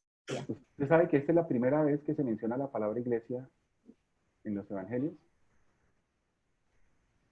O sea, está rompiendo totalmente con los conceptos de que el pueblo de Israel era el pueblo de Dios. Y ahora dice, más adelante, pues lo amplía, pero cuando menciona la iglesia está diciendo que de los dos pueblos hizo un solo pueblo. ¿Mi qué? Mi iglesia. Y construiré mi iglesia. O sea, es una tarea que se encarga ¿quién? Dios mismo, Cristo mismo. Las fuerzas de la muerte no la derrotarán. No hay forma de que la iglesia sea derrotada. Entonces, dentro de la comunidad, ¿qué tenemos que establecer? Su iglesia. Su iglesia. Y si no hay, pues obvio tiene que ser una nueva iglesia. Somos sembradores. O sea, si nosotros logramos establecer la iglesia en la comunidad, esa es la que el Señor prometió que las fuerzas del mal no prevalecerían sobre ella.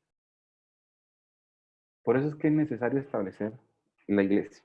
La iglesia. Que tenemos un comedor, un restaurante, excelente, como primer paso, pero Dios quiere que establezcamos dentro de la comunidad, es la iglesia.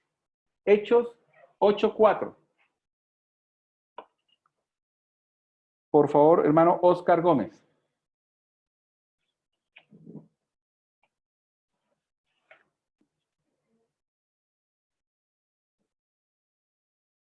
Buenas. Dice, sin embargo, todos los que oían iban anunciando el mensaje de las buenas noticias de salvación por donde quiera que iban. Y el 9:31, por favor. Dice, así que la iglesia disfrutó de paz por toda Judea, Galilea y Samaria. Se fortalecía y progresaba, viviendo de una manera que mostraba mucho respeto por el Señor. La iglesia crecía animada por el Espíritu Santo. Ok, en los dos ejemplos, creo que ya lo habíamos mencionado, en los dos ejemplos vemos que no es la intervención apostólica la que hace el crecimiento, ¿no? Hoy en día le prestamos más atención a los movimientos apostólicos que al movimiento de los miembros comunes. Hermano, la gran noticia es que los miembros comunes plantan iglesias. Entonces, utilicemos esos miembros para plantar nuestras congregaciones, sembrada por miembros comunes. Todo el liderazgo deben participar, los pastores, nuestros líderes, y si en misión hay apóstol y quiere apoyarle, pues que le apoye. Pero aquí el ministerio es del miembro común. El pastor Danilo, que no pudo estar en este grupo hoy porque está atendiendo la otra mitad del grupo en la otra videoconferencia, él tiene un dicho, ¿no?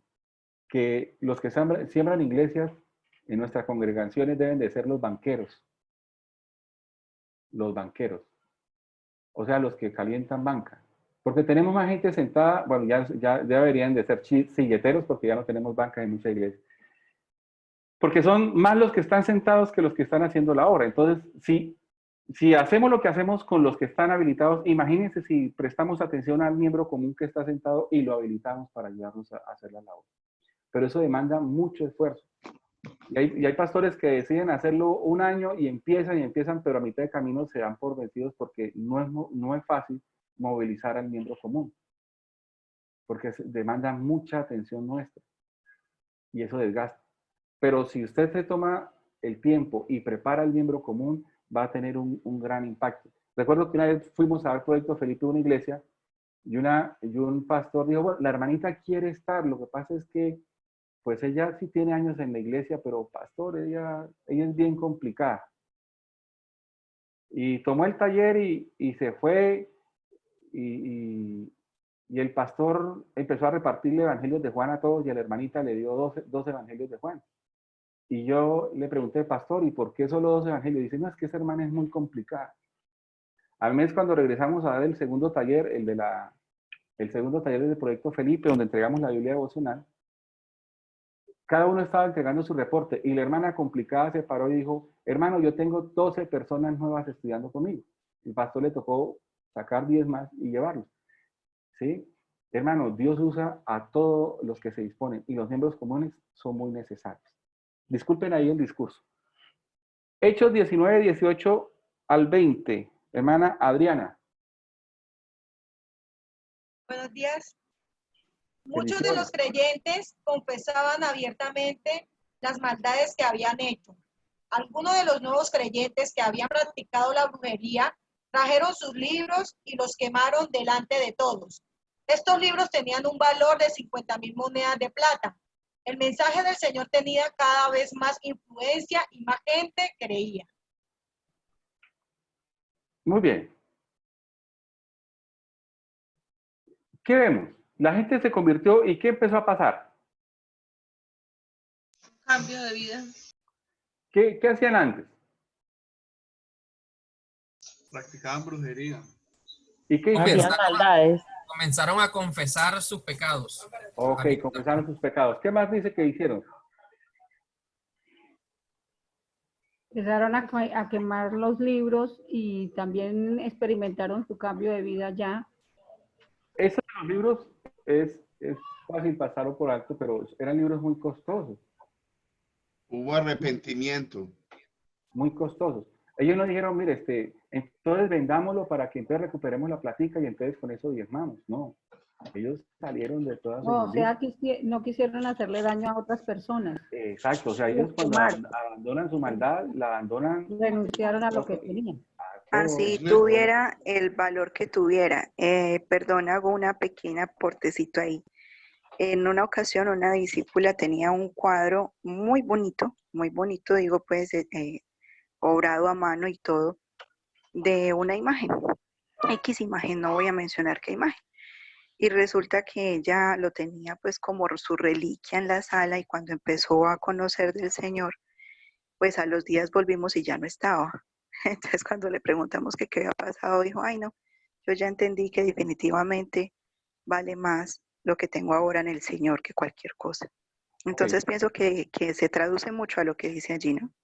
Sí. Ahora, la situación es que eso estaba pasando en la comunidad, no al interior de la iglesia, porque si una iglesia no está transformada, hermano, hay que bajar el aviso. Estamos hablando cómo estamos impactando en la comunidad donde nosotros estamos, porque el impacto en esa comunidad fue grande, fue grande. Imagínense que hoy tenemos iglesias que las personas vienen de sitios donde demoran hasta 1 hora en bus, bueno, cuando se reunían, para poderse reunir. Pero del sector donde está la iglesia, del barrio donde está la iglesia, no hay personas. ¿Sí? Ah, es que aquí son muy duras. Entonces, ¿por qué están acá? No es que conseguimos el arriendo barato. ¿Sí? No, la iglesia está para impactar la comunidad donde ella se encuentra. Y es parte de lo que queremos impactar en su vida. Es parte de lo que queremos que usted entienda que tiene que suceder. La comunidad donde se encuentra la iglesia, las personas no solo tienen que señalarnos porque ahí es donde hacen bulla, sino esos son los que están afectando nuestra comunidad. Esos son los que nos están trayendo cosas que no teníamos nosotros acá y que necesitábamos en nuestra comunidad. Hay que transformar las comunidades. Entonces, estos son los 5 elementos de la visión. Alguien que por favor me lea esos 5 elementos que están en rojo de corrido. A ver cómo suena. La palabra de Dios colocada estratégicamente con nuevas iglesias, sembrada por miembros comunes, transformando comunidades. Bueno, esa va a ser la visión que nosotros queremos proponerle a usted. No es la nuestra, no queremos imponerla, sino es la que le queremos proponer para que trabajemos este año y medio que tenemos. ¿Qué es lo que ustedes están haciendo? Estamos llevando la palabra de Dios, estamos colocándola estratégicamente con nuevas iglesias sembradas por miembros comunes, transformando comunidades. Eso es lo que estamos haciendo. Hay un espacio de profundizando solamente por tiempo vamos a tomar notas si ustedes desean. En ese profundizando, dice la palabra de Dios, la Biblia como un vehículo de revelación del gran amor de Dios, su poder sobrenatural y el impacto que causa en las personas deberá ser la fuente de autoridad en la siembra de iglesia. Nosotros decimos que la Biblia tiene autoridad, pero a veces creemos que esa autoridad solamente está usada desde el púlpito. No, esa autoridad también es para la siembra de nuevas congregaciones. Primero de Tesalonicenses 2:13 dice, siempre damos gracias a Dios por la manera que ustedes aceptaron el mensaje de Dios, porque no lo recibieron como palabras humanas, lo recibieron como es en realidad, la palabra de Dios. Y ese mensaje está actuando con poder entre ustedes los que creen. La palabra de Dios es poderosa. Cuando hablamos de colocada estratégicamente, hablamos de que tenemos que conocer la comunidad donde nosotros estamos. Espérame de vuelta. Una buena investigación de la zona y el uso de programas adecuados va a ayudarnos a cumplir nuestra visión. Nuestra visión. A veces no entendemos el contexto de la zona. Bueno, yo no voy a dar el segundo elemento que sería pasado mañana, pero recuerdo que yo trabajaba con grupos indígenas por allá por arriba, por Sucre y Córdoba. Y cuando llegamos nos dimos cuenta que esas comunidades, hermano, tenían hijos cada familia. Uno llegaba y eso parecía un mostrario así, como usted no está en esos almacenes donde hay maniquís de niños y terminan con los adultos. Bueno, eso era así, 7, 8 niños. Y yo quería, como íbamos con un programa de ayuda social, dijimos, aquí lo que necesitan es programas de planificación. Hicimos nuestros programas de planificación, bueno, los médicos, nosotros solo aportábamos el dinero. Y me llamó el cacique del resguardo, como a los 15 días. Y yo dije, bueno, 15 días y ya me van a felicitar por el trabajo que estamos haciendo, debe ser un trabajo muy bueno. Cuando él me llama y me dice, ¿usted, Jorge? Y yo, sí, señor. Recuerde que en ese tiempo no había internet, no había WhatsApp, no había nada de eso. Tocó ir hasta allá. ¿Y usted, Jorge? Sí, señor. Dice, ¿usted sabe que yo lo puedo meter a usted preso 3 años? Y yo solo tengo 15 días aquí, ¿ya me va a meter preso 3 años? Dijo, sí, porque aquí no se pueden hacer programas de planificación familiar. ¿Ven? O sea, uno cree que tienen los mejores programas, pero hay que averiguar si eso se puede aplicar ahí. Y estamos hablando de la ayuda social, pero también estamos hablando de nuestros programas de evangelismo, nuestros programas de discipulado. Tenemos que investigar la zona. Y de acuerdo a lo que encontremos, aplicamos nuestros programas. Y la Liga Bíblica tiene hartos programas para que usted pueda escoger qué quiere aplicar. Con nuevas iglesias. Sembrando nuevas iglesias es la estrategia más eficaz de evangelizar a todo el mundo. Así lo hizo la iglesia primitiva. Imagínense que hubiera mandado un representante de la iglesia en Jerusalén para de pronto ir a Efesios y después un representante para ir a tal parte. ¿Cuándo hubieran alcanzado? Toda la iglesia se movilizó. Bueno, por una circunstancia específica, pero fue así. No solo es importante presentar el evangelio, sino también establecer un centro de proclamación continua dentro de la comunidad, estableciendo programas de discipulado hasta que Cristo venga por su iglesia. Hay sitios donde usted llega y pregunta, me ha tocado a mí, pastor, va a nuestra congregación, y no estoy criticando, sino colocando un ejemplo. Va a nuestra congregación para que enseñe el Proyecto Felipe, entonces uno va y llega uno a la dirección, no, ellos se cambiaron hace como 3 meses. Y así pasa, o sea, la iglesia se vive moviendo para todos lados, cambia de barrio, cambia, ¿sí? Y la gente no sabe dónde encontrarlo, no hay una proclamación permanente a veces dentro de la comunidad. Si empezamos la obra, tenemos que pedirle al Señor que nos ayude a darle continuidad, aun cuando nosotros no estemos. Sembrada por miembros comunes. Los miembros comunes, hablamos de toda la iglesia que se movilizó saliendo de Jerusalén. Bueno, todos los que salieron se movilizaron. Los miembros comunes capacitados con habilidades prácticas son un gran potencial.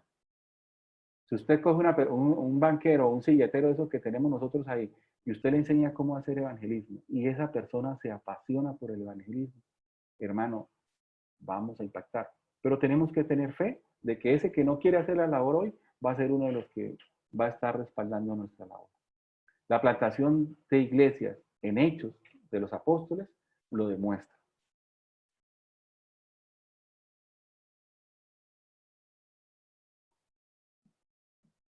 Y nuestro último punto.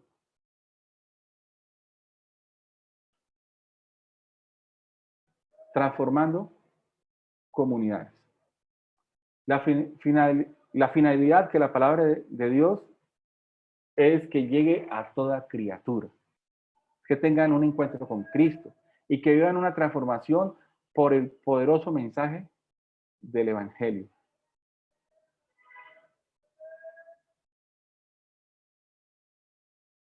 Estoy viendo que todavía están escribiendo, entonces, si quiere, tómele un pantallazo y avanzamos. Tenemos solamente esta parte, el punto E. La finalidad que la palabra de Dios llegue a toda criatura es que tengan un encuentro con Jesucristo y que vivan una transformación por el poderoso mensaje del Evangelio. Es necesario transformar la comunidad donde nosotros estamos.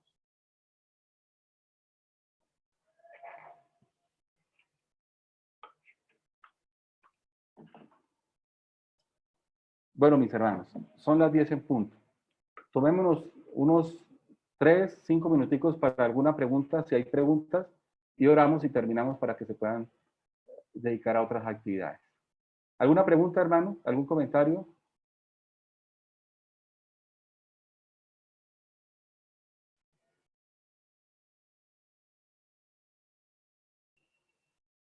Entonces, si no hay pregunta, yo pregunto.